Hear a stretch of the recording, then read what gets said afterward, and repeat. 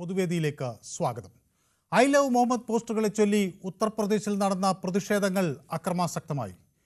വെള്ളിയാഴ്ചയാണ് സംഭവങ്ങൾ കൈവിട്ട് പോയത്. ബറേലിയിൽ പ്രതിഷേധക്കാർ പോലീസിന് നേരെ കല്ലെറിഞ്ഞു, വാഹനങ്ങൾ കത്തിച്ചു. ജനക്കൂട്ടത്തെ പിരിച്ചുവിടാൻ പോലീസ് ലാത്തിച്ചാർജും കണ്ണീർ വാതകവും പ്രയോഗിച്ചു. പ്രതിഷേധക്കാരും ആകാശത്തേക്ക് വെടിയുതിർത്തതായി പോലീസ് ആരോപിക്കുന്നു. 10 ഉദ്യോഗസ്ഥർക്ക് പരിക്കേറ്റു. ദസറയ്ക്ക് മുന്നോടിയായി നടന്ന ആക്രമണങ്ങൾ വലിയ പ്രതിഷേധമായി ഉയരുകയാണ്. ആ ആക്രമണങ്ങളെ സംബന്ധിച്ചും വലിയ ആശങ്കയും ഉയരുകയാണ്. ലഡാക്കിന് പിന്നിൽ ഉത്തർപ്രദേശിൽ നടന്ന കലാപം ഏതു തരത്തിലാണ് നമ്മൾ വായിച്ചെടുക്കേണ്ടത്? ആക്രമണങ്ങൾക്ക് പിന്നിൽ ആസൂത്രിത പദ്ധതിയുണ്ടോ എന്ന് സംശയിക്കേണ്ടതുണ്ടോ? ഇന്ത്യയിൽ ഒരു കലാപം ആരെങ്കിലും ലക്ഷ്യമിടുന്നുണ്ടോ? ഇതാണ് ന്യൂസ് 18 പൊതുവേദി ഇന്ന് പ്രേക്ഷകർക്ക് മുന്നിൽ ചർച്ച ചെയ്യുന്നത്. എല്ലാവർക്കും പൊതുവേദിയിലേക്ക് സ്വാഗതം.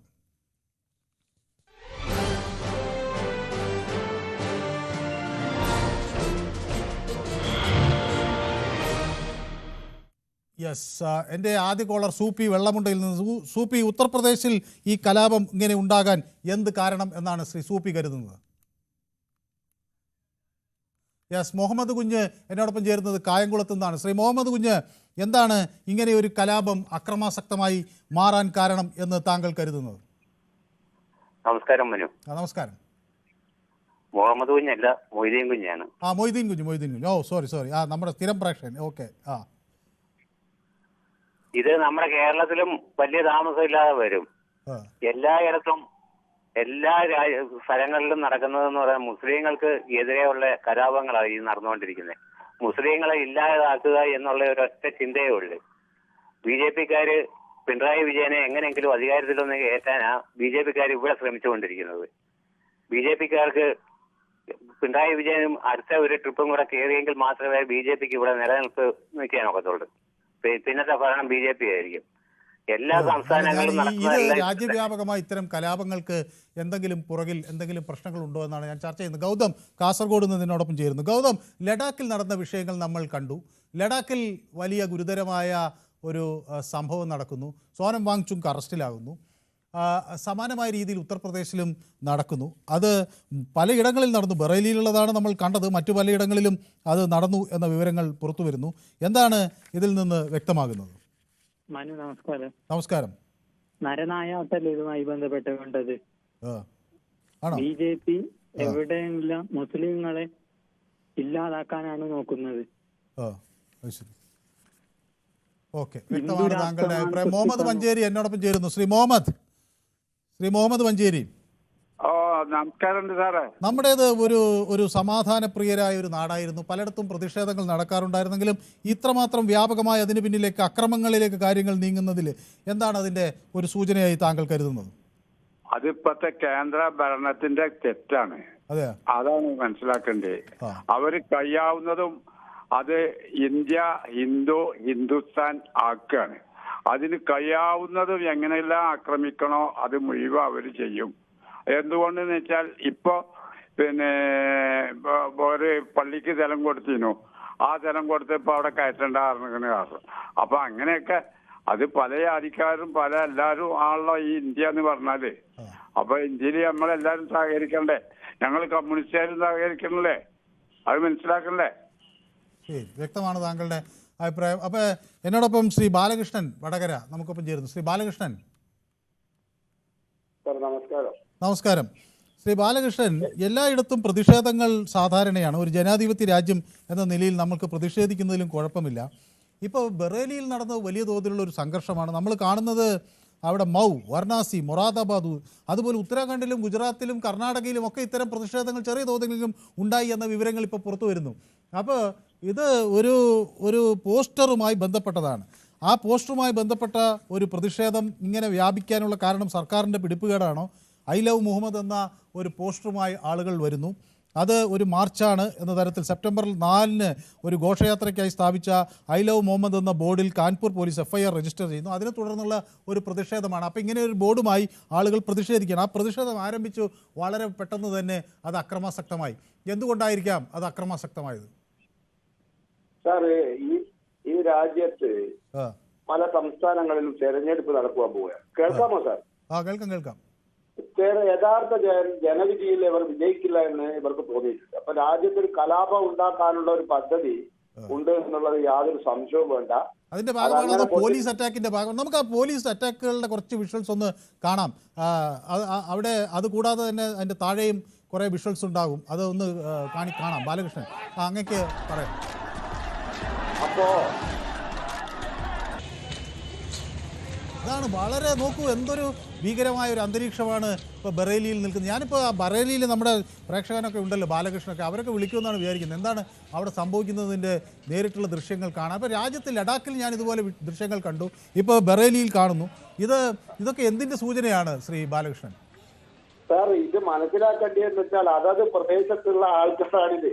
അങ്ങ് ഗുജറാത്തിലൊക്കെ ഇതിലും വലിയ കലാപങ്ങളൊക്കെ ഉണ്ടായിരിക്കുന്ന മാധ്യമങ്ങളും കാണിച്ചതാണല്ലോ. അപ്പൊ അവിടെ വസിക്കുന്നവര് അത് തീരുമാനിക്കും ആരുടെ ഭാഗത്താണ് ശരി, ആരുടെ ഭാഗത്താണ് തെറ്റ്. അപ്പൊ അതുകൊണ്ട് ഇവര് ഈ വെപ്രാളങ്ങളൊന്നും ഇങ്ങനെ കാണിച്ചിട്ടൊന്നും യാതൊരു കാര്യവുമില്ല. അഥവാ ഇനി അക്രമാസക്തമായിട്ടൊരു പ്രചരണമായിട്ട് അവർ വന്നതാണെങ്കിൽ അവരെ നിലക്ക് നിർത്താനുള്ള ഒരു ഗവൺമെന്റ് തന്നെയാണ് UP ഭരിക്കുന്നത്. അതിന് യാതൊരു സംശയവും വേണ്ട. അപ്പൊ അതുകൊണ്ട് ഇതിപ്പോ എന്ന് വെച്ചാൽ ലഡാക്കിനെയും നേപ്പാളിനെയും ഒന്നും താരതമ്യം ചെയ്യാനുള്ള ഒരു അവസ്ഥയൊന്നും ഇന്ത്യയിൽ വിദൂര കാലത്തൊന്നും വരാൻ യാതൊരു സാധ്യതയില്ല. കാരണം ഇന്ത്യയിലെ ജനങ്ങളല്ല ഇത് ഒരു വിഭാഗത്തിന്റെ എല്ലാവരും BJP വർഗീയമാക്കുന്നത്, BJP ഹിന്ദുക്കൾ മുസ്ലിങ്ങൾ ഉന്മൂലനം ചെയ്യുന്നൊക്കെ പറഞ്ഞിട്ട് പ്രചരണം കേരളത്തിൽ മാത്രമേ അത് വിലപ്പോവും. മറ്റുള്ള സ്റ്റേറ്റുകളിൽ അവിടെ വസിക്കുന്നവർക്കറിയാം ആരാണ് പ്രശ്നക്കാർ, ആരാണ് ഈ രാജ്യത്തെ തകർക്കാൻ വേണ്ടി ശ്രമിക്കുന്നത്. പിന്നെ കേരളത്തിൽ പൊതുവെ മാധ്യമങ്ങളും ഇവിടുത്തെ രാഷ്ട്രീയ പാർട്ടികളും BJP വർഗീയവാദിയാണ്, BJP രാജ്യത്തെ നശിപ്പിക്കും, മുസ്ലിങ്ങൾ നശിപ്പിക്കും, ഇതൊക്കെ പറയും. അതൊക്കെ ഒരുപാട് കാലമായിട്ടാൽ എന്നാൽ ലഡാക്കിൽ നടന്നത് നേപ്പാളിനെ പോലെയോ UP നടക്കുന്നത് നേപ്പാളിനെ പോലെയോ വിദൂര കാലത്ത് വരെ ഇന്ത്യയിൽ സാധ്യതയില്ലാത്തൊരു സംഭവമാണ്. കാരണം രാജ്യം ഭരിക്കുന്നത് ഇതൊക്കെ മനസ്സിലാക്കിയിട്ടുള്ള സർക്കാരാണ്. ശരി, ഓക്കെ. അനിയൻകുട്ടൻ പത്തനംതിട്ടയിൽ നിന്ന് എന്നോടൊപ്പം ചേരുന്നു. ശ്രീ അനിയൻകുട്ടൻ, ഹലോ സാറേ, നമസ്കാരം.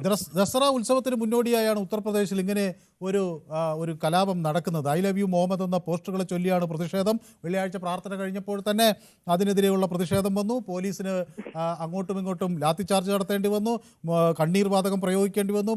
പ്രതിഷേധക്കാർ ചിലർ വെടിയുതിർത്തു എന്ന ആരോപണം വരുന്നു. അങ്ങനെയൊക്കെ വരാൻ മാത്രം എന്താണ് ഇവിടെ ഒന്നിനു പുറകെ ഒന്നായി ഇങ്ങനെ പ്രതിഷേധം വരുന്നത്? സാറേ നമസ്കാരം. നമസ്കാരം. ഇപ്പൊ തന്നെ TV കണ്ടോണ്ടിരുന്ന തന്നെ അവിടുത്തെ ആ ക്രൂരത കണ്ടാണ് നമ്മൾ ഞെട്ടിപ്പോവാ പോലീസിന്റെ, അല്ലേ? അത് ഭയങ്കരം ഇത് തന്നെയാണ്. ഇവിടെ ദൃശ്യങ്ങൾ നമുക്ക് കാണാം ഒന്നുകൂടി, അല്ലേ? അതെ അതെ. നമ്മളെ ഈ രാജ്യത്ത് ന്യൂനപക്ഷങ്ങളെയും കുറെ ഇവര് എപ്പോഴും ഈ വോട്ടിന് വേണ്ടി കുറെ കള്ളക്കഥകൾ അത് ഇതും വികസനമൊക്കെ പറഞ്ഞ് ന്യൂനപക്ഷങ്ങളെ ഇല്ലാതാക്കുകയാണ്. അതിന് ഇവിടെ കുറെ മതേതരം എന്ന് പറയുന്ന 2-3 മുഖ്യമന്ത്രിമാരുണ്ട്. ഒന്ന് ബീഹാർ, ഒന്ന് ആന്ധ്രാപ്രദേശ്, ഒന്ന് ഈ കേരളത്തിൽ. ഈ BJPക്ക് ഇവിടെ അവസരം ഇവിടെ ഉണ്ടാക്കി കൊടുക്കുക. ഇപ്പം തന്നെ ഇവിടെ നടക്കുന്നുണ്ടോ? ഇന്നലെ തന്നെ നമുക്ക് ഷാഫി പറമ്പിനെയും ആ ഷാജഹാനെയൊക്കെ ഇവര് വേട്ടയാടുവാണ്. ഇവർക്ക് ഇത് ആരാ ഇത് നേട്ടം കൊണ്ടുപോകുന്നത്? ഈ ബദരം പറഞ്ഞ ഈ മുഖ്യമന്ത്രി ഈ പിണറായിനും ഈ CPM ഒക്കെ ഇത് കാണുന്നുണ്ടോ? ഇവർ ഈ ന്യൂനപക്ഷങ്ങൾ തന്നെ. എന്നിട്ട് അതിനൊരു കേസില്ല. ഇവിടെ എറണാകുളത്ത് ഷൈന്റെ പേരിൽ അവിടെ ഒരു പത്രക്കാർ ഓടി ചെന്നില്ലല്ലോ. ഇത്തരം കലാപങ്ങൾക്ക് പിന്നിൽ ആരെങ്കിലും ഉണ്ടോ? പ്രദീപ് എന്നോടൊപ്പം ചേർന്നു, ഇടുക്കിയിൽ നിന്നാണ്. പ്രദീപ്, ഹലോ. പ്രദീപ്, ഇത് പ്രധാനമന്ത്രിക്ക് ഒരു മെമ്മോറാണ്ടം സമർപ്പിക്കാൻ ജില്ലാ മജിസ്ട്രേറ്റ് ഓഫീസ് പ്രതിഷേധം. പക്ഷേ ഈ പ്രതിഷേധം എങ്ങനെ അത് അവസാനിച്ചു എന്നതാണ് ഇപ്പോൾ നോക്കിക്കാണുന്നത്. അവർ ഒരു ഗ്രൗണ്ടിൽ തടിച്ചുകൂടിയവരിൽ നിന്ന് കുറേ പേർ അത് അക്രമാസക്തമാക്കുന്നതിന് കരുതിക്കൂട്ടി നീക്കങ്ങൾ നടത്തുന്നു. എന്താണ് അതിൽ നിന്ന് വ്യക്തമാകുന്നത്? അത് കരുതിക്കൂട്ടിയുടെ നീക്കമല്ലേ? അത് ഇവര് ദസറ ഉത്സവം പള്ളിയുടെ മുകളിൽ നിന്ന് കല്ലുവെച്ചിരുന്നു. അങ്ങനെ തുടങ്ങിയ പ്രശ്നങ്ങൾ. മറ്റേ ഈ ലഡാക്കിൽ നടന്ന എങ്ങനെ, ലഡാക്കിൽ ഈ നേപ്പാളുകാരൊക്കെ എങ്ങനെ വന്നു കയറി ഇതിനകത്ത്? ഇത് പുറത്തുനിന്നുള്ള ആൾക്കാരും ഉണ്ടെന്ന് ഇതിനകത്ത്. ഇത് നേരത്തെ ഉള്ള കലാപമല്ലേ ഇത്? അത് അടിച്ചമർത്തിയില്ലേ ശരിയാവില്ല. കേരളത്തിലാണെങ്കിലും ശരി, അടിച്ചമർത്തിയിലേക്ക് ഭയങ്കര വലിയ കലാപമായിട്ട് വരില്ലേ? പോലീസിനെ കുറ്റം കേരളത്തിലുള്ള ആൾക്കാരല്ല അവിടെയുള്ള ഭയങ്കരമായ ആൾക്കാർ, അറിയാവോ? അവിടെയൊക്കെ ഒന്ന് ഒരു പ്രാവശ്യം പോയി നോക്കണം. അവരൊക്കെ നമ്മുടെ ഈ കേരളത്തിലുള്ള ആൾക്കാരൊന്നും അല്ല. അവരെ അടിച്ചു തിരി അവർ ഇന്ത്യ മുഴുവൻ നശിപ്പിച്ചൂടെ? ഒരു പേടിയില്ലാത്തവന്മാരാ. ബോംബെയൊക്കെ ഒതുങ്ങിയുണ്ട്. ബോംബെയിലൊക്കെ പെണ്ണുങ്ങൾ നേരത്തെ ഇറങ്ങി നടക്കാൻ പറ്റുമായിരുന്നു. ഇപ്പൊ എങ്ങനെയുണ്ട്? കുഴപ്പമുണ്ടോ? അത് ശിവസേനക്കാരെ ഒതുക്കിയത്. അതാണ് സംഭവം. അടിച്ചു കൊടുക്കണം. 2 പോലീസുകാർ നോക്കുന്ന പേടിയുണ്ടോ? മുഴുവൻ നശിച്ചിട്ട് പോകും, എല്ലാം ബോംബിട്ട് ചേർത്തിട്ട്. അടിച്ചു കൊടുക്കണം ആരാണെങ്കിലും. ശരി, ഓക്കെ. ഓക്കെ, വ്യക്തമാണ് താങ്കളുടെ അഭിപ്രായം. അബ്ദുൾ ലത്തീഫ് എന്നോട് പാലക്കാട് നിന്നാണ് ചേരുന്നത്. അബ്ദുൾ ലത്തീഫ്, ഇത് ബറേലിക്ക് പുറത്തേക്കും സംഘർഷങ്ങൾ വ്യാപിച്ചു. മൗ, വാരണാസി, മൊറാദാബാദ്, ഉത്തരാഖണ്ഡ് തുടങ്ങിയ സ്ഥലങ്ങളിലേക്കൊക്കെ ഇത് വ്യാപിക്കുന്നതിൻ്റെ സൂചനകൾ തരുന്നു. ഒരിടത്ത് കുട്ടികൾ ഈ പ്രതിഷേധ സംഘടിപ്പിക്കുന്നു, അവരെ ചോദ്യം ചെയ്യേണ്ട സാഹചര്യം വരുന്നു. അപ്പോൾ ഇതൊക്കെ എന്ത് തരത്തിലുള്ള ഒരു ആശങ്കയാണ് നമുക്ക് നൽകുന്നത്? ആദ്യമായിട്ടേ എനിക്ക് പറയാനുള്ളത്, നമ്മുടെ നാട്ടിലെ ഏത് ആളുകളോട് ചോദിച്ചാലും BJP, RSS, സംഘപരിവാർ എന്ന് പറയുന്ന ശക്തികൾ അവര് വർഗീയതയുടെ ഏറ്റവും അതിന്റെ ഉന്നമനത്തിലെത്തിയിട്ടുണ്ട്. ഇതിന് മുന്നേ വിളിച്ച ആളുകളൊക്കെ ഈ BJP-നും RSS-നും സംഘപരിവാരത്തിനൊക്കെ വെള്ളപൂശാൻ പറയുന്ന വാക്കുകൾ. നിങ്ങളൊരു കുട്ടിയോട്, നമ്മൾ നാളെ നിങ്ങളുടെ ഈ മൈക്ക് പിടിച്ചിട്ട് നമ്മുടെ നാട്ടിൽ നടന്നിട്ട് കുട്ടികളോട് ചോദിക്കുക, പിന്നെ കോൺഗ്രസ് എന്താണ്, മാർക്സിസ്റ്റ് പാർട്ടി എന്താണ്, BJP, നിങ്ങളുടെ അഭിപ്രായം എന്താ ചോദിച്ചാൽ ഒരു കുട്ടി വരെ പറയും ഈ ലോകം കണ്ടതിൽ ഏറ്റവും വലിയ വർഗീയവാദികളാണ് RSS. അവർ ഈ രാജ്യത്തെ എങ്ങണ്ടാണ് കൊണ്ടുപോണത്? നമ്മുടെ നാട്ടില് ഒരു എല്ലാ മതങ്ങൾക്കും, ഞാനൊക്കെ ഞാൻ സംശയിക്കുന്നത് എങ്ങനെയാണ് ഈ പ്രതിഷേധക്കാർക്കൊക്കെ വിദേശ ഫണ്ട് വരുന്നു? ഇതൊക്കെ ഒരു ഇതല്ലേ കാര്യങ്ങളെ കൂടുതൽ പിന്നെ നമ്മുടെ രാജ്യത്ത് പിന്നെ ഈ ഇന്ന് ഭരണം നടത്തുന്നത് എന്തായാലും പിന്നെ ഈ മുസ്ലിം ന്യൂനപക്ഷ സമുദായങ്ങൾക്ക് ഓശാന പടി കൊടുക്കുന്ന ഗവൺമെന്റ് ഒന്നല്ലല്ലോ, മോദി സർക്കാരല്ലേ. 15 വർഷമായിട്ട് അല്ല 10 വർഷത്തിൽ മേലായിട്ട് ഇന്ത്യ ഭരിക്കുന്നത് മോദി സർക്കാരാണ്. ഈ മോദി സർക്കാരിന് ഈ വിദേശത്തുനിന്ന് ഫണ്ട് വരുന്നത് തടയാൻ പറ്റില്ല എന്നുണ്ടെങ്കിൽ ഇവരുടെ ഭരണത്തിന്റെ പരാജയം എന്നല്ലാതെ വേറെന്താ പറയാൻ പറ്റുക? ഭരണപരാജയല്ലേ. ഈ വിദേശത്തുനിന്ന് ഫണ്ട് കാറ്റത്ത് പാറി വരില്ലല്ലോ. വ്യക്തമാണ് താങ്കളുടെ അഭിപ്രായം. അപ്പൊ നമുക്ക് ഇന്ന് അനഘ എന്നോടൊപ്പം ചേർന്നിട്ടുണ്ട്, മാവേലിക്കരുന്ന്. അനഘ ദീർഘനാളായി പൊതുവേദിയിലേക്ക് വിളിച്ചിട്ട് കുറെ കാലം ഇത് ശ്രമിച്ചു, പക്ഷെ കിട്ടിയില്ല എന്നൊക്കെ എനിക്ക് മെസ്സേജൊക്കെ അയച്ചു അല്ലേ? Good evening. അപ്പൊ അനഘ ഓണമൊക്കെ ഗംഭീരമായി ആഘോഷിച്ചോ? ഓക്കെ, അപ്പൊ പഠിത്തമൊക്കെ നല്ല രീതിയിൽ അടുത്ത വർഷത്തേക്കുള്ള തയ്യാറെടുപ്പ് അപ്പൊ അതിന് എല്ലാവിധ ആശംസകളും ഞങ്ങൾ നേരുകയാണ്. അപ്പൊ അനഘ ഏതായാലും കുറെ ദിവസം കിട്ടാതിരുന്നിട്ട് ഇന്ന് കിട്ടിയ സാഹചര്യത്തിൽ ഇത് അനഘ രാജ്യത്തിന്റെ പല ഭാഗത്ത് കലാപങ്ങൾ പെട്ടു. അപ്പൊ നമ്മൾ ഒരു പുതിയ യുഗത്തിലേക്ക് പോവുകയാണ്. ഇന്ത്യ വികസിക്കണമെന്ന് എല്ലാവരും ആഗ്രഹിക്കുന്നു. ആ വികസനത്തിന് ഇത്തരം സംഘർഷങ്ങൾ ഒരിക്കലും നമ്മളെ വികസനത്തിൽ എത്തിക്കില്ല എന്ന് ഉറപ്പാണ്. പക്ഷേ ആളുകൾ പ്രതിഷേധിക്കാൻ എല്ലാവർക്കും സ്വാതന്ത്ര്യമുണ്ട്, ആ പ്രതിഷേധം ആവശ്യമാണ്. പക്ഷേ ഇതൊക്കെ അക്രമങ്ങളിലേക്ക് വഴിതിരിയുന്നത് എന്തുകൊണ്ടാകണം? സമാധാനമായി പ്രതിഷേധിക്കാനുള്ള ഒരു അഭിവാഞ്ഛ ഇന്ത്യക്കാരനും പതുക്കെ നഷ്ടമാവുകയാണോ? തീർച്ചയായിട്ടും സാർ പറഞ്ഞ ശരിയാണ്. നമുക്ക് ഇത് ജനാധിപത്യ രാജ്യം എന്ന രീതിയിൽ എല്ലാവർക്കും പ്രതിഷേധിക്കാനുള്ള എല്ലാ അവകാശങ്ങളുണ്ട്. നമുക്കറിയാം, ലഡാക്കിൽ നടന്ന കാര്യവും വളരെ അക്രമാസക്തമാവുകയും CRPF പോലുള്ള നമ്മുടെ ഇന്ത്യൻ ആംഡ് ഫോഴ്സിന്റെ പൊതു സ്വത്തുക്കൾ നശിപ്പിക്കുന്ന രീതിയിലും പല ആൾക്കാർക്കും, സിവിലിയൻസിന്റെ ആണെന്ന് തോന്നുന്നു, പല ആൾക്കാർക്കും ജീവൻ നഷ്ടപ്പെടുന്ന അവസ്ഥകളും ഉണ്ടായിട്ടുണ്ട്. പിന്നെ ഉത്തർപ്രദേശിലും, എന്റെ അറിവ് ശരിയാണെങ്കിൽ ഉത്തർപ്രദേശ് UP-യിൽ ഇപ്പം യോഗി സർക്കാരിന്റെ 2nd ടേം ആണ് നടന്നുകൊണ്ടിരിക്കുന്നത്. അടുത്ത കുറച്ച് എത്രയാണെന്ന് എനിക്കറിയത്തില്ല, അടുത്ത തെരഞ്ഞെടുപ്പ് അവിടെ വരികയും ചെയ്യും. നമ്മൾ മനസ്സിലാക്കേണ്ട ഒരു കാര്യം എന്ന് വെച്ച് കഴിഞ്ഞാൽ, ഈ പ്രശ്നങ്ങളും അക്രമമായി കഴിഞ്ഞു കഴിഞ്ഞാലും ഈ അക്രമം അഴിച്ചുവിടുന്ന ആൾക്കാർക്ക് തന്നെ ആണെങ്കിൽ പോലും ഇവിടെ വരാൻ സംഭവിക്കുന്നത്, ഇപ്പൊ നമ്മൾ കണ്ടിട്ടുണ്ട്, മറ്റേ കർഷക സമരം ആണെങ്കിലും എന്താണെങ്കിലും അക്രമം അഴിച്ചു വിട്ടുകൊണ്ട് നല്ലൊരു സൊല്യൂഷൻ അവിടെ സംഭവിക്കത്തില്ല. പിന്നെ നമുക്കറിയാം, നേപ്പാളിലാണേലും ബംഗ്ലാദേശിലാണേലും ശ്രീലങ്കയിലാണേലും സിവിലിയൻസിനെ വെച്ചുകൊണ്ട് ഒരു ഭരിക്കുന്ന പാർട്ടിയെ താഴെ ഇറക്കാമെന്ന ഒരു പാറ്റേൺ കണ്ടുവരുന്നുണ്ട്. പക്ഷെ അത് ഇന്ത്യ പോലെ രാജ്യത്ത് നടക്കത്തില്ല എന്നുള്ളത് വളരെ ക്ലിയർ ആയിട്ടുള്ള ഒരു കാര്യമാണ്. കാരണം ചെറിയ രാജ്യങ്ങളിൽ അവിടെ സൈന്യം കുറവായിരിക്കും, വേണമെങ്കിൽ വലിയൊരു ആൾക്കൂട്ടം, വലിയ ആൾക്കൂട്ടം ഇറങ്ങിയാൽ പിന്നെ അങ്ങനെ സാധിക്കില്ല എന്ന് ഞാൻ വിചാരിക്കണം ഇന്ത്യയിൽ അല്ലേ? ഈ വലിയ ജനങ്ങളെ വെച്ച് നമുക്ക് ഒരിക്കലും ശരിയാണ്, താങ്കൾ പറഞ്ഞ വളരെ കറക്റ്റ് കാര്യമാണ്. ജനങ്ങളെ വെച്ച് നമുക്ക് എന്തും ചെയ്യാം. പക്ഷെ നമ്മൾ നമ്മുടെ പ്രതിഷേധിക്കുമ്പോൾ നമുക്ക് കാര്യങ്ങൾ നേടിയെടുക്കണമെങ്കിൽ തീർച്ചയായിട്ടും നമ്മൾ ഈ അക്രമം അഴിച്ചു വിട്ടിട്ട് യാതൊരു കാര്യവുമില്ല. വെറുതെ നമുക്കും കാഷ്വാലിറ്റി വരുമെന്നല്ലാതെ ആക്രമണം അഴിച്ചു വിട്ടുകൊണ്ട് കല്ലെറിഞ്ഞും വേറെ എന്തെങ്കിലും ചെയ്തിട്ടൊന്നും ഒരു കാര്യവുമില്ല. പിന്നെ ഇതിലൊരു ഇന്ത്യയിലൊരു കലാപം നടക്കുന്നു എന്ന് വരുത്തി തീർക്കാനാണെങ്കിൽ നമുക്ക് എന്ത് ചെയ്യാൻ പറ്റും? യെസ്, വളരെ കൃത്യമാണ്. അപ്പോൾ ഏതായാലും ദീർഘനാളുകൾക്ക് ശേഷം അനഘയായിട്ട് സംസാരിക്കാൻ കഴിഞ്ഞു. ടെലിഫോണിൽ വിളിച്ചിട്ട് കിട്ടുന്നില്ല എന്ന് പരാതിയൊക്കെ ഉണ്ടായിരുന്നെങ്കിലും ഇന്നത് സംസാരിക്കാൻ കഴിഞ്ഞു. വളരെയധികം സന്തോഷം. അപ്പോൾ അനഘ നമ്മുടെ ഒപ്പം പൊതുവേദിക്ക് എന്നും ഒപ്പമുണ്ട് എന്നതിലും വളരെയധികം സന്തോഷം. അപ്പോൾ കിഷോർ എന്നോടൊപ്പം ചേർന്നിട്ടുണ്ട്, ജയകുമാർ ചേർന്നിട്ടുണ്ട്, ഗൗതം ചേർന്നിട്ടുണ്ട്. ശക്തമായ പ്രതിഷേധം വേണമെന്ന് പറയാൻ ആണ് ഗൗതം ചേർന്നിരിക്കുന്നത്. പിന്നെ യോഗി നോക്കിക്കോളുമെന്ന് ലാൽ പറയുന്നുണ്ട്. പോലീസ് അറ്റാക്കിന് മുമ്പ് എന്ത് സംഭവിച്ചു എന്നതുകൂടി കാണിക്കാൻ പറ്റുമോ എന്ന് ചോദിക്കുന്നുണ്ട്. അല്ല, നമ്മൾ ഈ അക്രമം വിഷ്വലൊക്കെ അതിന് ശേഷമാണല്ലോ കിട്ടുന്നത്. അപ്പോൾ അരുന്ധതി എന്നോടൊപ്പം ചേർന്നിട്ടുണ്ട്. ബ്ലൈറ്റി ഡേയ്സ് എന്നോടൊപ്പം ചേർന്നിട്ടുണ്ട്. ബ്ലൈറ്റി അപ്പോൾ ലണ്ടനിൽ എത്തിയോ എന്നാണ് ഞാൻ വിചാരിക്കുന്നത്. നമസ്കാരം മനു, രാജ്യത്ത് കലാപം ഉണ്ടാക്കണമെന്നത് ശത്രു രാജ്യങ്ങളുടെ ആവശ്യമാണ്. ഇതിൽ വീഴാതെ എല്ലാവരും ഒറ്റക്കെട്ടായി നിൽക്കണമെന്നാണ്. അപ്പോൾ ശബരിമല പ്രക്ഷോഭകാലത്ത് പോലീസ് ഇതിലും ഭീകരമായിരുന്നു എന്ന് ശക്തിമാൻ പറയുന്നു. ഗ്ലാഡിയേറ്റർ പറയുന്നു ഭാരത് അറബുവൽക്കരിക്കാനുള്ള ശ്രമമാണ് നടക്കുന്നതെന്ന്. സുകുമാരന്മാർക്കൊഴിച്ച് എല്ലാ ഭക്തന്മാർക്കും അന്ന് ശബരിമല സമയത്ത് മാരകമായി പരിക്കേറ്റിരുന്നു എന്ന് ജയകുമാർ പറയുന്നു. ഷാജി ഭാസ്കരൻ പറയുന്ന അനിയൻ കൂട്ടൻ പോത്തിന് ചാരി പശുവിനെ തള്ളുന്നു എന്ന് പറയുന്നു. ഷാജഹാൻ ഷാഫി ഇതിൻ്റെ കേസ് എന്താണ് ഇതിനിടയിൽ വെളുപ്പിക്കേണ്ട എന്ന് പറയുന്നു. ഓക്കെ, അപ്പോൾ മുഹമ്മദ് നിയാസ് ഉണ്ട്. പിന്നെ അവിടെയുള്ള ഞങ്ങൾക്ക് അല്ലേ അത് പണി. ട്രംപിൻ്റെ കുരുട്ടുബുദ്ധി യോഗിയിലൂടെ നടത്തി ശരിയായ അന്വേഷണം വന്നാൽ സംഘികളായിരിക്കും ഇതിൻ്റെ പിന്നിൽ ഉണ്ടാവുക എന്നാണ് മുഹമ്മദ് നഹാസ് പറയുന്നത്. Okay, Aquarius okay. ഈ RSS 100ാം വാർഷികം ആഘോഷിക്കുന്നുവെന്ന് കൃഷ്ണൻകുട്ടി പറയുന്നു. ജയകുമാർ പറയുന്നു ഷൈനി എന്ന് പറയുന്നൊരു സ്ത്രീ മാത്രമല്ല ഈ രാജ്യത്തുള്ളത്. ഓക്കെ, വിചാരധാര നടപ്പാക്കുന്നുവെന്ന് കൃഷ്ണൻകുട്ടി പറയുന്നു. അങ്ങനെ സ്വർണ്ണലത എന്നോട് ഹായ് എന്നൊക്കെ പറയുന്നുണ്ട്. ഓക്കെ, പ്രീതം തിരുവനന്തപുരത്ത് നിന്ന് ചേരുകയാണ്. പ്രീതം. ഹലോ. ഇത് ഇപ്പം രണ്ട് പാർട്ടികൾ തമ്മിൽ ഇങ്ങനെ യുദ്ധം അടി ഉണ്ടാകുന്നത് സ്വാഭാവികമാണ്. നമ്മളെ ഇന്ത്യ ഉണരുന്നു എന്ന് വേണമെങ്കിൽ പറയാൻ പറ്റും. പണ്ടൊക്കെ നമ്മളെ സ്വാതന്ത്ര്യത്തിന് മുൻപ് ഇതുപോലെ ഉണ്ടായിരുന്നു അടികൾ ഇങ്ങനെ ഓരോരുത്തർ. പക്ഷെ അതൊക്കെ എവിടെയൊക്കെ ചിന്തി വരെ പോയി. എല്ലാത്തിന്റെയും ആഫ്റ്റർ എഫക്ട് എന്ന് പറയുന്നത് ഇപ്പൊ തന്നെ വേറെ കാര്യങ്ങൾ പറയാം.